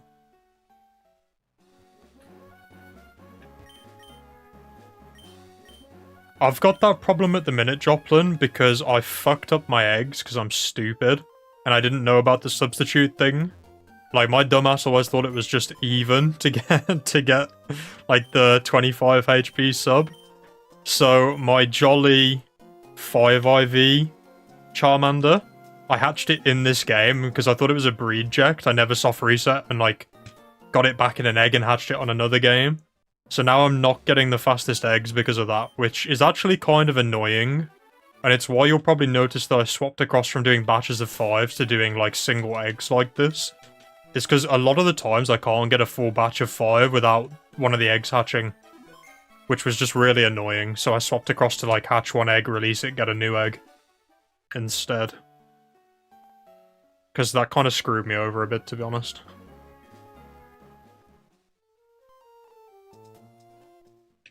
All because my dumbass didn't know that it needed to be a multiple of 4. Things that I really should have known, because at that point I was already watching some Gen 3 OU. But, what can you do? What can you do? It also meant that I was using, like, technically, like, suboptimal odds for a while. Because I was breeding with... Like, I could have been breeding with a 30 HP offspring.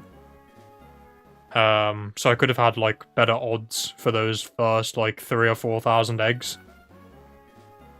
So it was kind of silly of me, really, to be honest with you.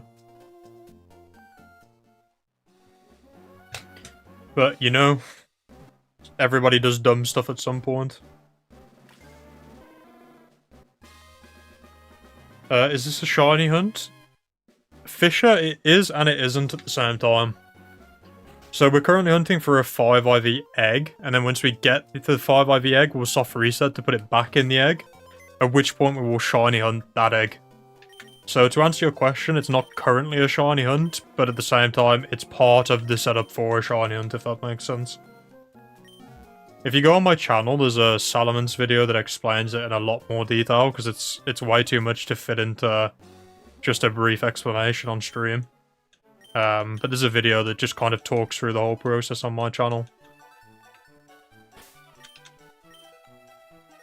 You think Beldam's the 40 egg steps, right? It's 10k egg steps, Joplin.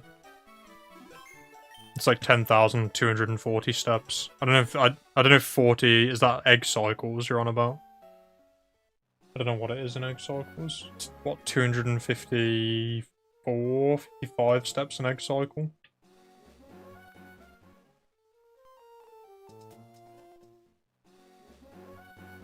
Yeah, so 40 egg cycles-ish.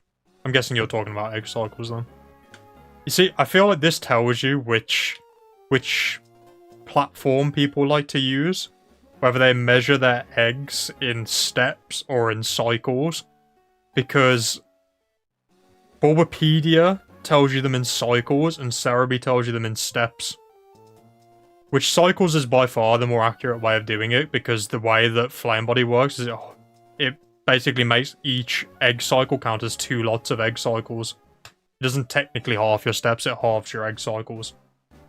So egg cycles is more accurate, but because I, as a kid and as an adult, I've always used Cerebi, I always remember them in steps rather than cycles. And that's how you know which one people grew up with.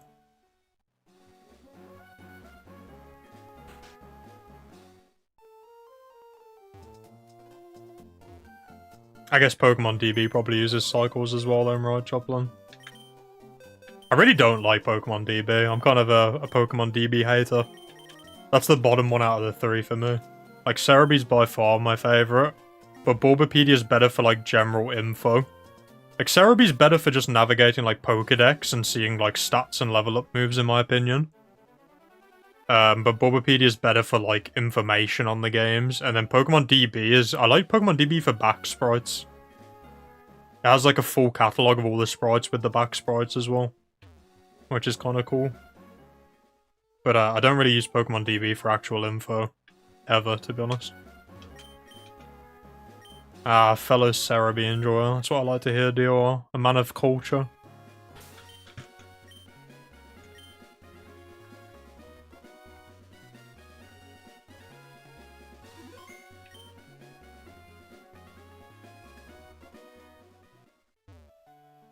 You couldn't find a base stat total section. As in, what? Joplin as in for an individual Pokemon or for the listing? Because the base stats of an individual Pokemon, if you go on it in Cerebi, it's right at the bottom of the page. And you can also filter by Cerebi if you go to like the Ruby, Sapphire, Emerald, Fire, Leaf, Green decks. You can also filter high to low on like stats. So it's really good for like finding good physical attackers, really good special attackers, etc.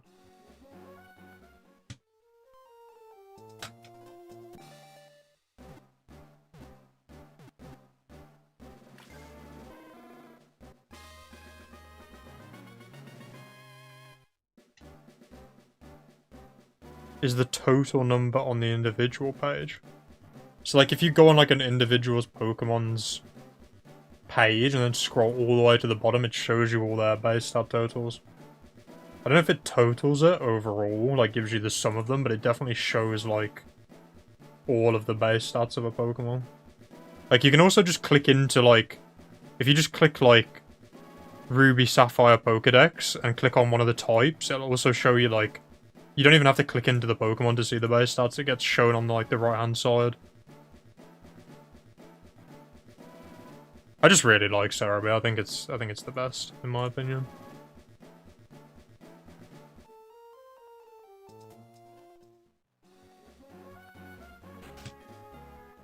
I don't really think about these things because I just do them.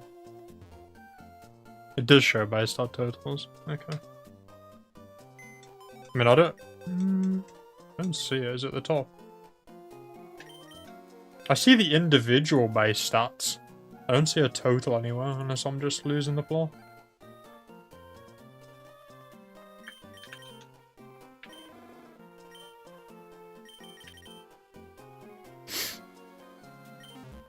Going slow and casual through Colo for the first time after work. I really liked my first playthrough of Colo DOR, but it's really not a replayable game, in my opinion. I think it's really fun the first playthrough, because the story's really good in my opinion. But the replayability is kind of bad, because a lot of the game is just battling.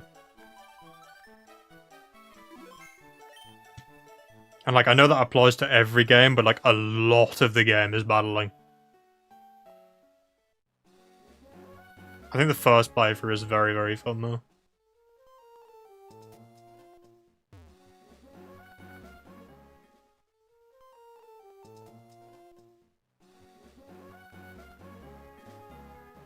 You found it, Joplin? Nice.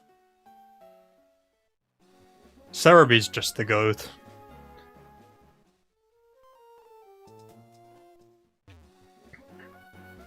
You recently finished Colo and got your Ho-Oh. You're craving XD next to Lugia. Is it like a YouTube emote? Wait. Wait, how did you turn that into an emote? For me, it just says XD when I type it. Why did it turn... Wait, is it lowercase x?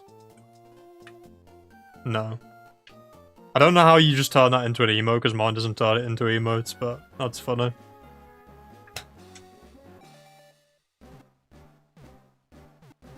I don't know if you covered this before, but what's your Metagross team?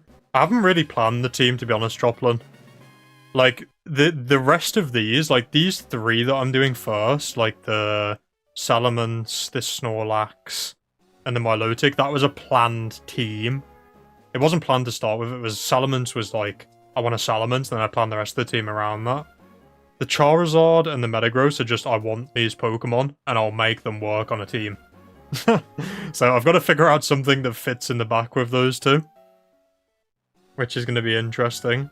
I'm kind of weak to electrics and waters, like with these two Pokemon. So I honestly think Snorlax fits really well in the back on this team as well. So like it might be that I don't necessarily hunt a whole fresh team, it might be that Snorlax just slots into that as like a second alternate team. I think it fills a lot of the holes that I'm worried about. And then I don't have to do a whole other extra hunt. Because like Starmie was the other Pokemon I was going to hunt, but it doesn't really fit on the team. Because then I'm just like 3 Pokemon that are just not great into electrics.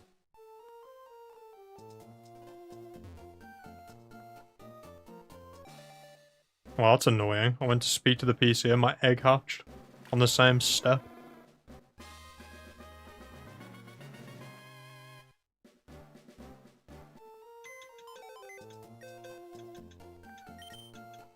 You're on PC. How have you just spawned in an emote?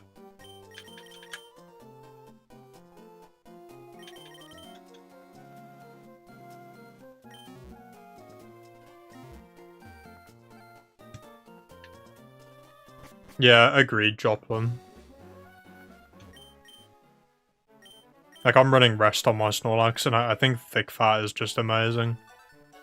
It's really nice as, like, if my Milo's dead, it gives me a really solid swap. I think the synergy works really, really well. Because Salamence is going to bait a lot of ice moves, and then Thick Fat Snorlax is going to absolutely just eat that for breakfast. The thing is, my team's not really weak to fire or ice, like even without Thick Fat though. Because Snorlax is going to eat an ice move anyway. And Milotic's really good into fire attacks, obviously. But I just think Thick Fat's just the best all-round ability, to be honest. Like, yeah, if you're not running Rest, maybe Immunity's better. Watching LRXC really made me think Thick Fat's better, to be honest. Like, when he had Thick Fat Snorlax on his team, like, you can just swap into so many Pokemon with a Thick Fat Snorlax.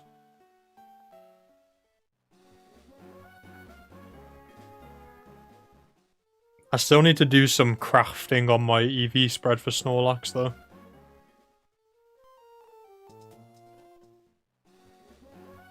It's going to be a bit of an interesting one to craft, because I don't really need... I don't need speed investment on that at all, because I'm going to be using Curse anyway. Like, I could maybe do 4 speed EVs just to, like, beat speed ties on opposing, like...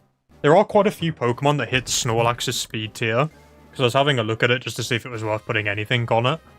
And I think, like, Slowking or Slowbro, Rhydon, Snorlaxes, something like that, they're all 96 speed at level 100. Assuming 31 IV, so I might just drop 4 in it, because it just might be nice to get the curse off on those Pokemon before I get hit. So I'll have a think about if I even want to do 4 EVs in it, but it might be worth me just dropping 4 in there just to, like, not speed tie some of those Pokemon. But I feel like most of the time I'll get more use out of just having 4 in a defensive stat or 1 more HP, you know what I mean? Or 1 more attack, so I don't know if it's even really worth investing in it at all. And then I've got to figure out... It's interesting, right? Because Snorlax is so bulky, special defense. It's not amazing defensively, but it gets covered by its, like, massive HP stat. But because I've got Salamence on lead, I'll be intimidating... Like, if I need to swap out from Salamence, on lead at least, they'll be intimidated. Which helps me bulk up on the defensive side. Like, it's obviously still not great because you can get crit through the Intimidate, but...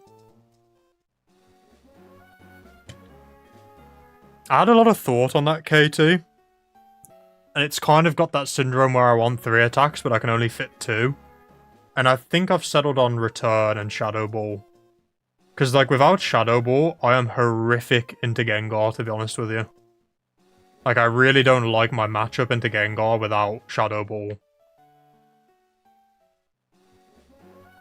Because, like, I can't even Toxic it with my Milotic. So it's really rough for the team if I don't have Shadow Ball on Snorlax. Like, yes, Salamence can outspeed and hit it. But Milotic's probably taking a Thunderbolt. So Milotic's bulky, so like, I bet you Milotic could probably live 2. With max HP investment. I wouldn't be surprised if I can tank 2 Thunderbolts from a Gengar. But I just think it'd be nice to have Shadow Ball on it.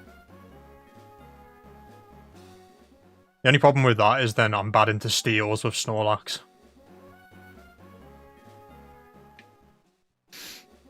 To be honest, I was kind of questioning if it's worth running, like, Earthquake, Shadow Ball, and no Stab.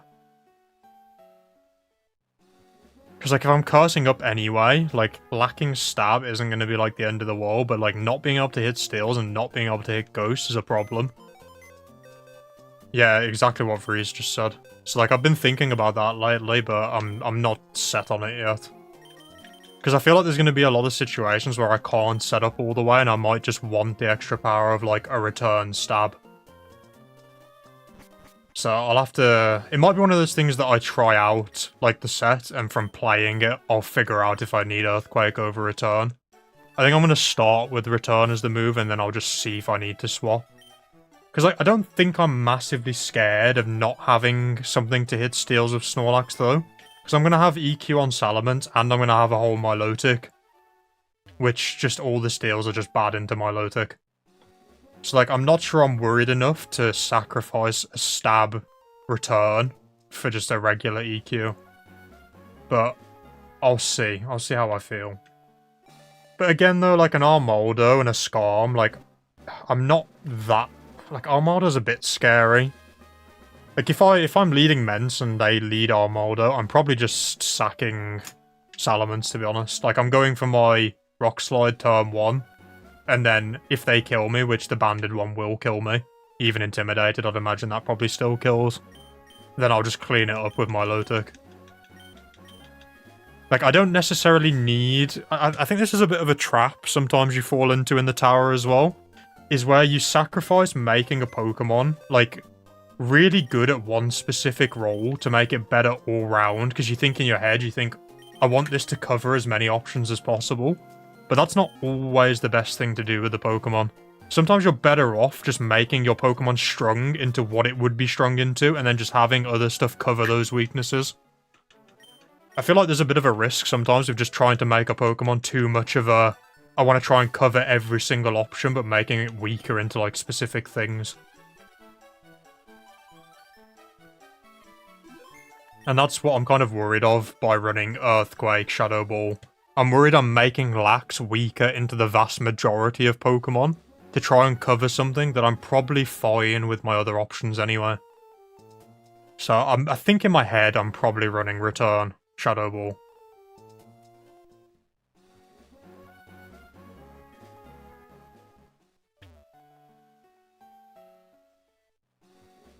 What's my moveset for my Lotic?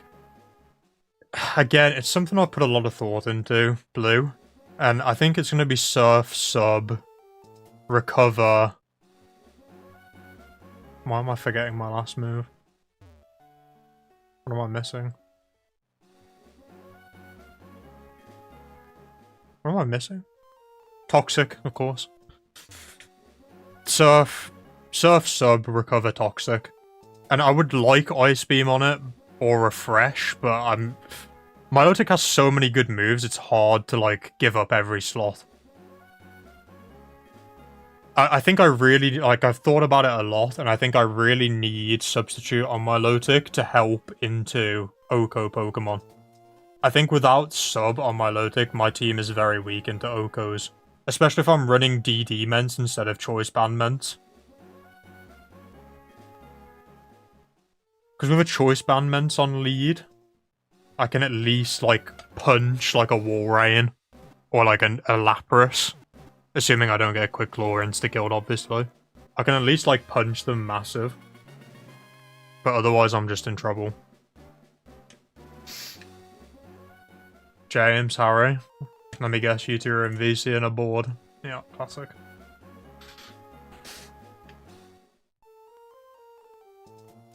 Yeah, Toxic for sure, Blue. It just covers so much stuff. It can benefit from Burn or Para, KT, but I'm more worried about Toxic, because my Lotic's not that strong physical, like, pressure-wise. Or, like, attacking pressure. So, I don't know, it kind of needs longevity to make most of its set. And getting Toxic kind of really hampers my Lotic a lot. You can play around it by swapping out, but it is what it is. Do you think you'll put some speed EVs into my Lotic? Again, Joplin, I haven't gone all the way into the stats yet. Like, my initial gut instinct is just max HP, max defense, because that's really the role I needed to play in the team. Like, there's going to be a lot of physical Pokemon that Salamence kind of struggles with on lead. I'm thinking mainly Metagross, to be honest. Like, Metagross is a real problem. Like, yes, I can outspeed it and I can EQ it, but I'm going to take a massive hit back. Whereas my Lotic's a very, very solid answer for Metagross if I run max HP, max defense. And, like, worst comes to worst, if I swap out into my Lotic and then it gets, like, an annoying mash raise or something, at least I can go back out into Salamence and clean it up with EQ. But I'd have to have a look at the, like, detailed speeds and see if it's worth doing, like, maybe, like, a tiny bit to just outrun something specific. But, like, I really don't want to drain too much away from, like, the overall bulk on the Milotic.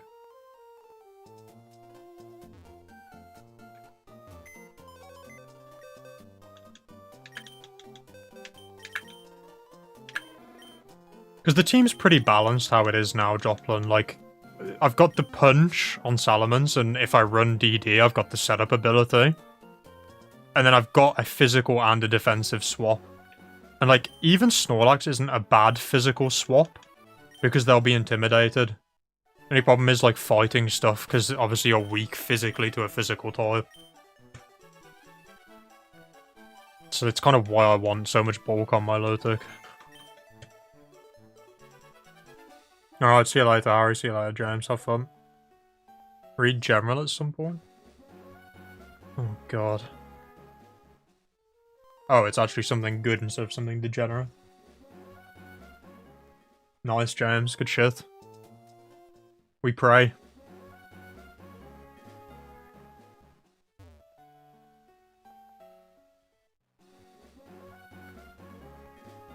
For HPVs, could do slightly less than max to get multiple of 16.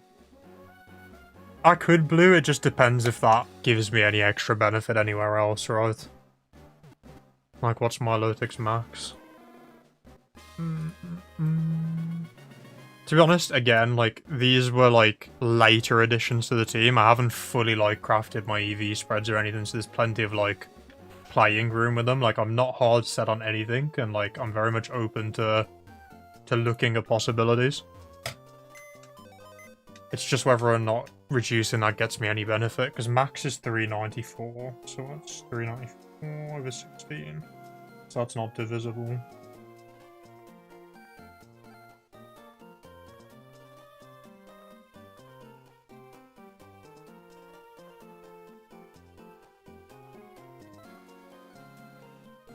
$384. 384 is the last. See, that's quite a big drop off though, because I'm dropping 10 whole HP points. So that's what, 40 EVs max. Like, can I even outspeed anything extra with 40 spare EVs? What would that put me at? It would put me at max neutrals 261. Minus 63 if I'm saying no investment. Plus 10 points. 261 minus 63 is 198. So the question is, does 208 versus 198 give me anything extra that I outrun? Let's have a look. What does 198 outrun? So I'm worried about 199 plus, aren't I, basically? Up to 208.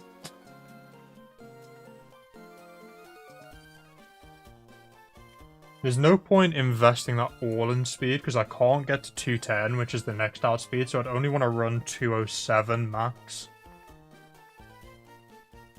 So it would let me outrun Magmars, a couple of Suicunes, a couple of Articunos, Kingdra, Nidoking, Mischievous, a Heracross, that could be important, I guess. I'd have to have a look at it. Like, there's quite a few Pokemon that you outrun extra from that jump. Like, it's another 24 sets you outrun if you go from 198 to 207 speed.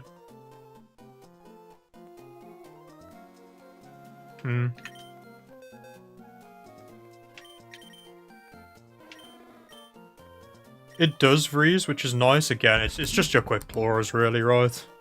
I think the synergy that works really nicely, Vreeze, on the team is that Salamence bait, even with the Okomons, like we're talking like your sheer cold ones that have Ice Beam as well, right? Or Icy Wind. They're going to see kills on Salamence with their ice moves. Which means they're going to click their ice moves into my swap. So if I don't get frozen, I will then outspeed and get a sub, and I'm not risking getting, like, sheer colded. Unless they have Quick Claw. Like, yes, I'm risking a freeze, and yes, I'm risking a Quick Claw, but it's a hell of a lot safer than just hard switching out.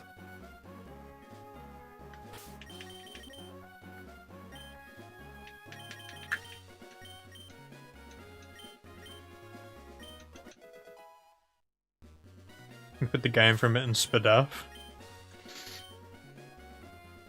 I think my problem with going Spadef blue is, like, I'm either super effective weak or I'm resisting a lot of the special typings. Like, there's not that many neutral, like, you're talking like a dragon move, a psychic move maybe, which yeah, you could see some benefit. But, like, if we're talking dropping it from HP, like, what role does that give you if you put that in special defense? Like, I would imagine for, like, the sake of 10 points, like, the roles are going to be pretty much identical between investing it in HP and investing it in SPDF anyway. So, like, I would only really divest that from HP to put it into speed. Because, like, I was playing around with some calcs and, like, looking at tailoring some spreads on some Pokemon between HP and, like, a defensive stat. It was more to do with meta growth. Like, I was looking at the spreads on that once I'd figured out, like, the speed tier that I wanted to go for. And I was looking at, well, I don't necessarily need to put it in HP, right? I was looking at, is there any benefit to going defense or special defense over HP? And, like, the rolls are so similar on, like, lower IV amounts that there's just no point. Like, you might as well just go HP and get extra bulk on both sides.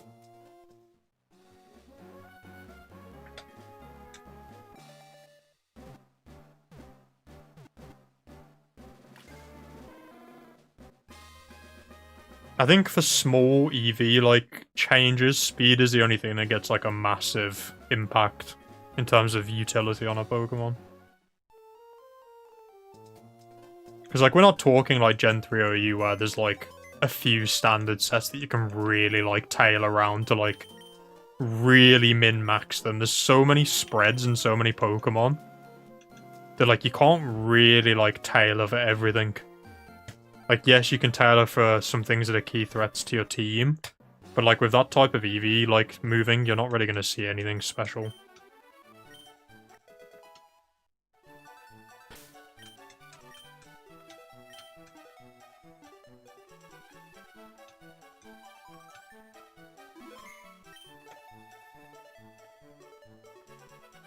Snorlax is the one that I really want to play around with the EVs.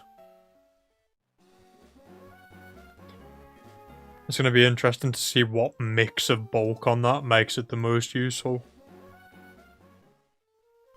Because there's almost 4 different stats I need to consider for the spread on Snorlax. Like, it's going to be some weird mix of, like, HP, defense, special defense, and attack, I'd imagine.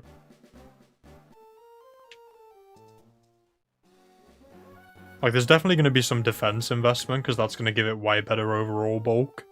But, like, I really want to make it a SPDF wall. So it's going to be trying to figure out which spread of EVs gives it the most bulk. And then it will just be considering if any, like, attack is needed to hit any rolls for, like, maybe, like, a +1 2-hit KO or something like that.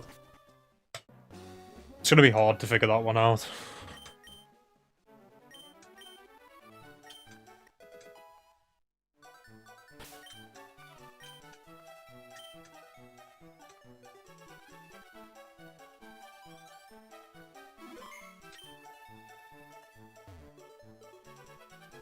I mean, it depends on the base stat of the Pokemon Blue as well. Because, like, the most optimal way to increase your bulk is you want to put EV investment into, say, like, you're trying to make something, I don't know, like, special defensive bulky, right? Like, most of the time, the most effective spread is to put it into the stat that's, it's not even base stat, Vreeze. It's the stat that's the lowest in absolute terms. Because, like, HP base stat is different to defense base stat, in that HP scales differently as you level up, and, like, the base stat of HP doesn't, like, get calculated the same way for the actual absolute number. So, in most instances, the best way of getting increased bulk is investing in the one that has the lowest absolute number.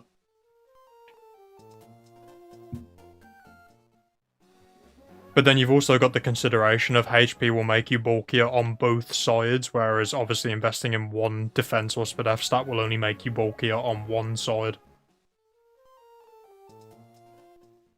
I really like how, like, complicated it is to, like, figure out, like, what's best spreads. It makes it really, really interesting to, like, tailor your own EV spreads.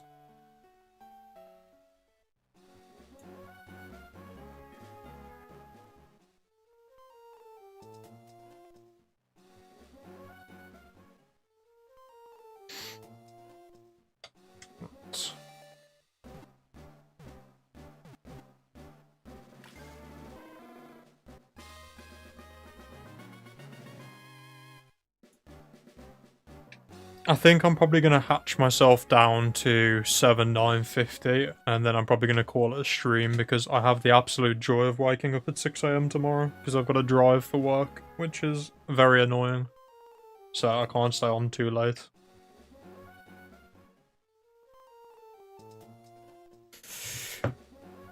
So I will probably round my encounter off, record myself a new battle video, and then call it a day. Yeah, it'll probably still be another 10 minutes or so, Turbo, to hatch the rest of them, but...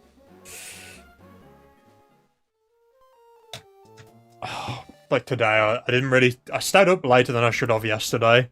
I had to get up at 6 this morning, and I just felt like ass the whole day. And I'm not really keen to do that again tomorrow, so I'm gonna try and get myself a bit of an earlier night tonight. It's a sign that I'm getting old. If you have recovery, it can also change which stats better to focus on. Yeah, and I mean, obviously, like, the leftovers, like, multiples as well as needs to be considered. There's a ton of stuff that goes into, like, the... like, what's the best. I'm just saying, like, as a general rule, like, the absolute figure is the best. And I know that because of our good friend, Mr. Tetrafolium.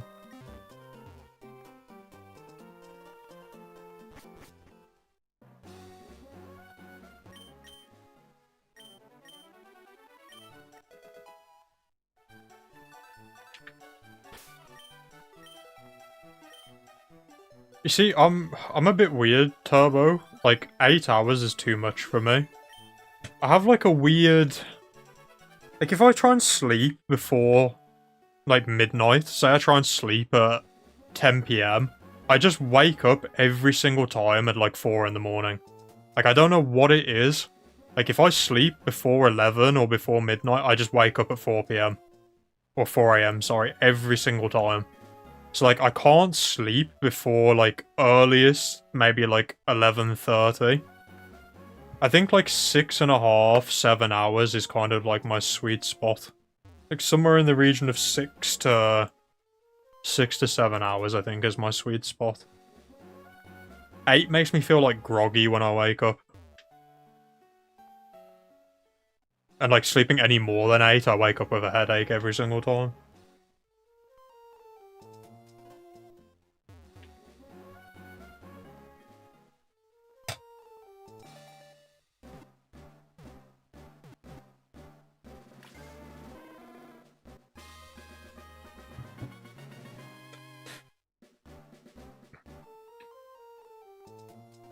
I've always been a bit of a night owl, Turbo, to be honest. I think that's probably why I always wake up when I sleep early. Like, back when I was at uni, we used to do uni coursework at, like, 3 in the morning. Like, we'd start at, like, 11 PM. Like, do our group work until, like, 3 AM and then go to bed. I think all those, like, nights of stopping up, like, did something to my brain. I probably have, like, some type of irreparable brain damage from that.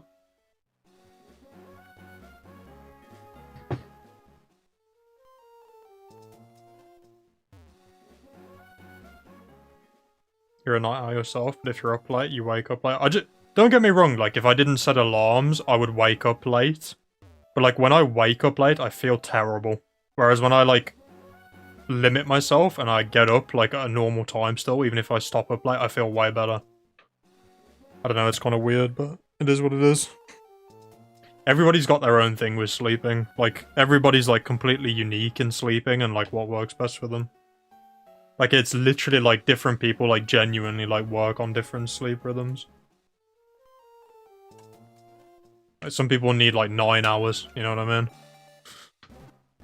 Yeah, exactly like what DOR just said, 9 to 10 every day. Like, if I did that, I would feel awful when I woke up.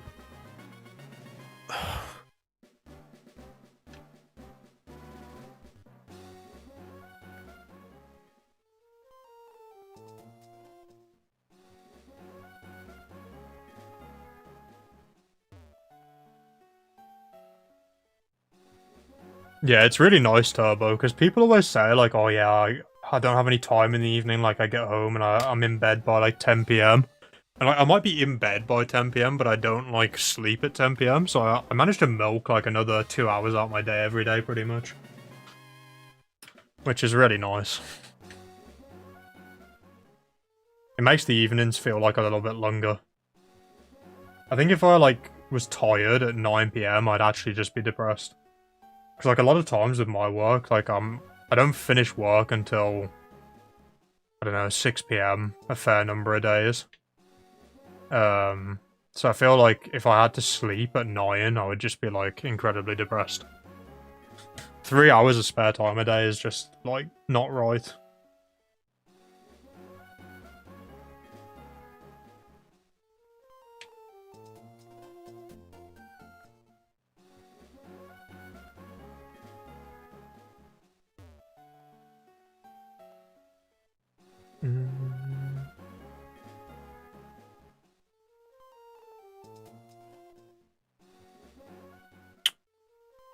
Right, last egg. Let's see what we've got.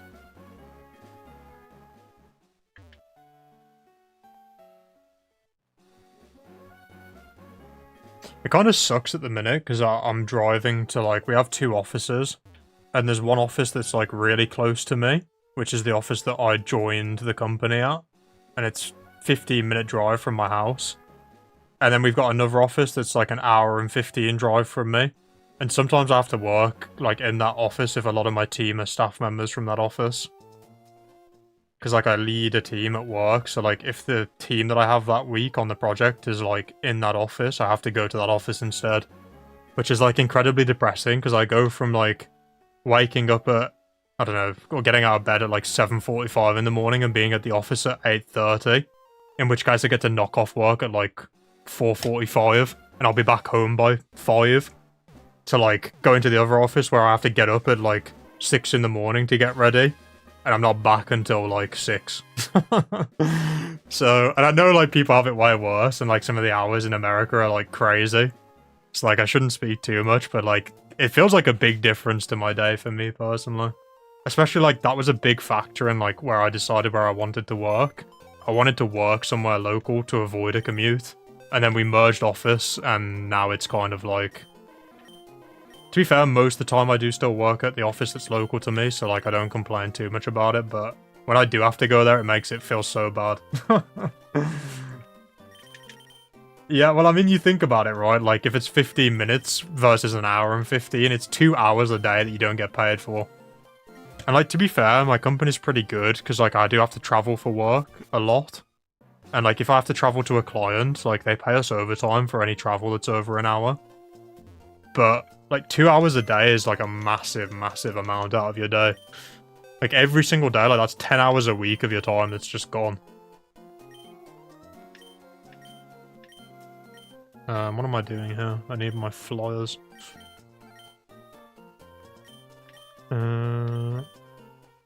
You can come with me. You can come with me. And you can come with me.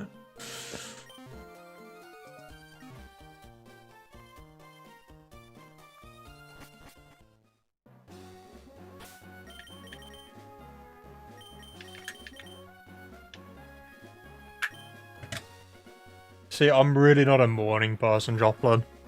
Like, if I had to get up at 6 every day, I'd probably cry. I'm like one of those people that sets, like, 15 alarms in the morning.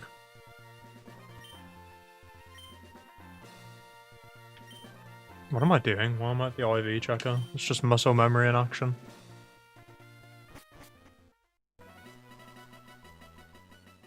$40 a day yourself? Yeah, 40 minutes is pretty good. You work from home, only go in office once a week, you wake up the time you clock in. Yeah, I work from home sometimes. It depends for media war, because, as I said, like, I have a team under me, and we... So, like, I do, like, financial audit. So, like, I have a team where we'll work on doing an audit of, like, a company. But, like, sometimes I work by myself, like, cleaning up jobs and projects. And when I clean up stuff by myself, I just work from home the whole time. So, like, I have, like, a good mix of, like, sometimes I'm out at my clients' companies, sometimes I am working from home, and sometimes I'm at the office, like, working on stuff remotely. And, like, I quite like the mix, because, like, working from home, I have some times where I've, like, worked from home for, like, a month straight, and it really, like, I don't know if it's just me, but, like, I really don't like it mentally. I don't like always being in the same place. I quite like the, like, randomness of, like, going to different places and seeing different people. which like shakes it up and like breaks the monotony a bit. But then like it's nice to have like some weeks where you work from home to like just relax. Like if I've been away like at a client site, stopping in a hotel, it's nice to like work from home for like a week after, you know what I mean? It's all about like balance for me. I like a good balance.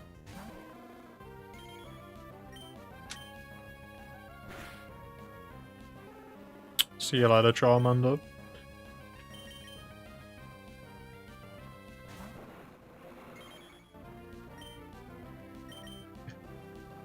Oh, we've got the double team Pikachu, obviously. Just kill me, brother.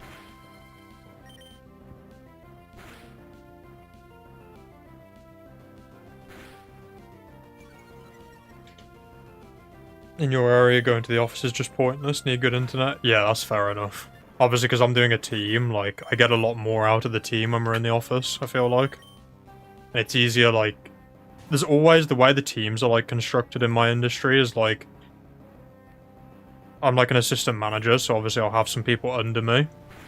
But, like, it's always trainees. Because a lot of people, like, come into this industry on, like, training contracts. And, like, it's a lot harder to help people remote compared to, like, when you're in the office. And, like, people are a lot more willing to ask questions when you're there. Versus, like, wanting to message you over Teams or ring you over Teams. So, I see why they get us in the office when they can in our industry, because it just makes sense. It's easier to, like, train people up.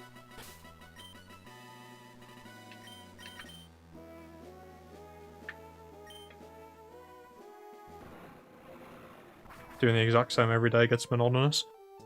As much as my job is, like, really annoying and, like, high pressure, because we have a lot of deadlines all the time, like, it's a new client, like, every week or two, which, like, keeps it really fresh of, like, even if you don't like the people you're working with that week, it's like you'll have a new team and a new client team the week after. So I really like the... It's funny, because, like, if you'd have asked me before I started the job, I would have hated the idea of that. I feel like working this job has made me a lot more extroverted as a person. I would have hated it initially to do that, but now I quite like the new people and doing new stuff, and there's always, like, new things to figure out and new puzzles to fix.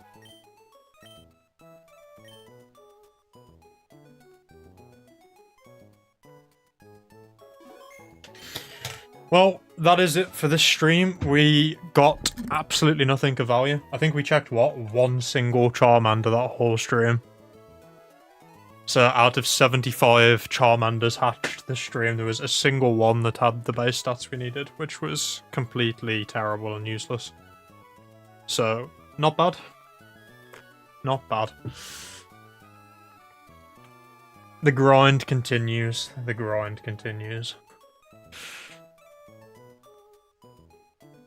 Yeah, thanks everyone for stopping by. W-Stream, thank you, Joplin. Yeah, some people love working from DOR. Like, I like it when I do it, it's just I don't think I'd always want to do it. But yeah, anyway, thanks everyone for stopping by, it was fun. And I'll catch you guys in the next one. Or I'll see you around in other people's streams, no doubt. See you later.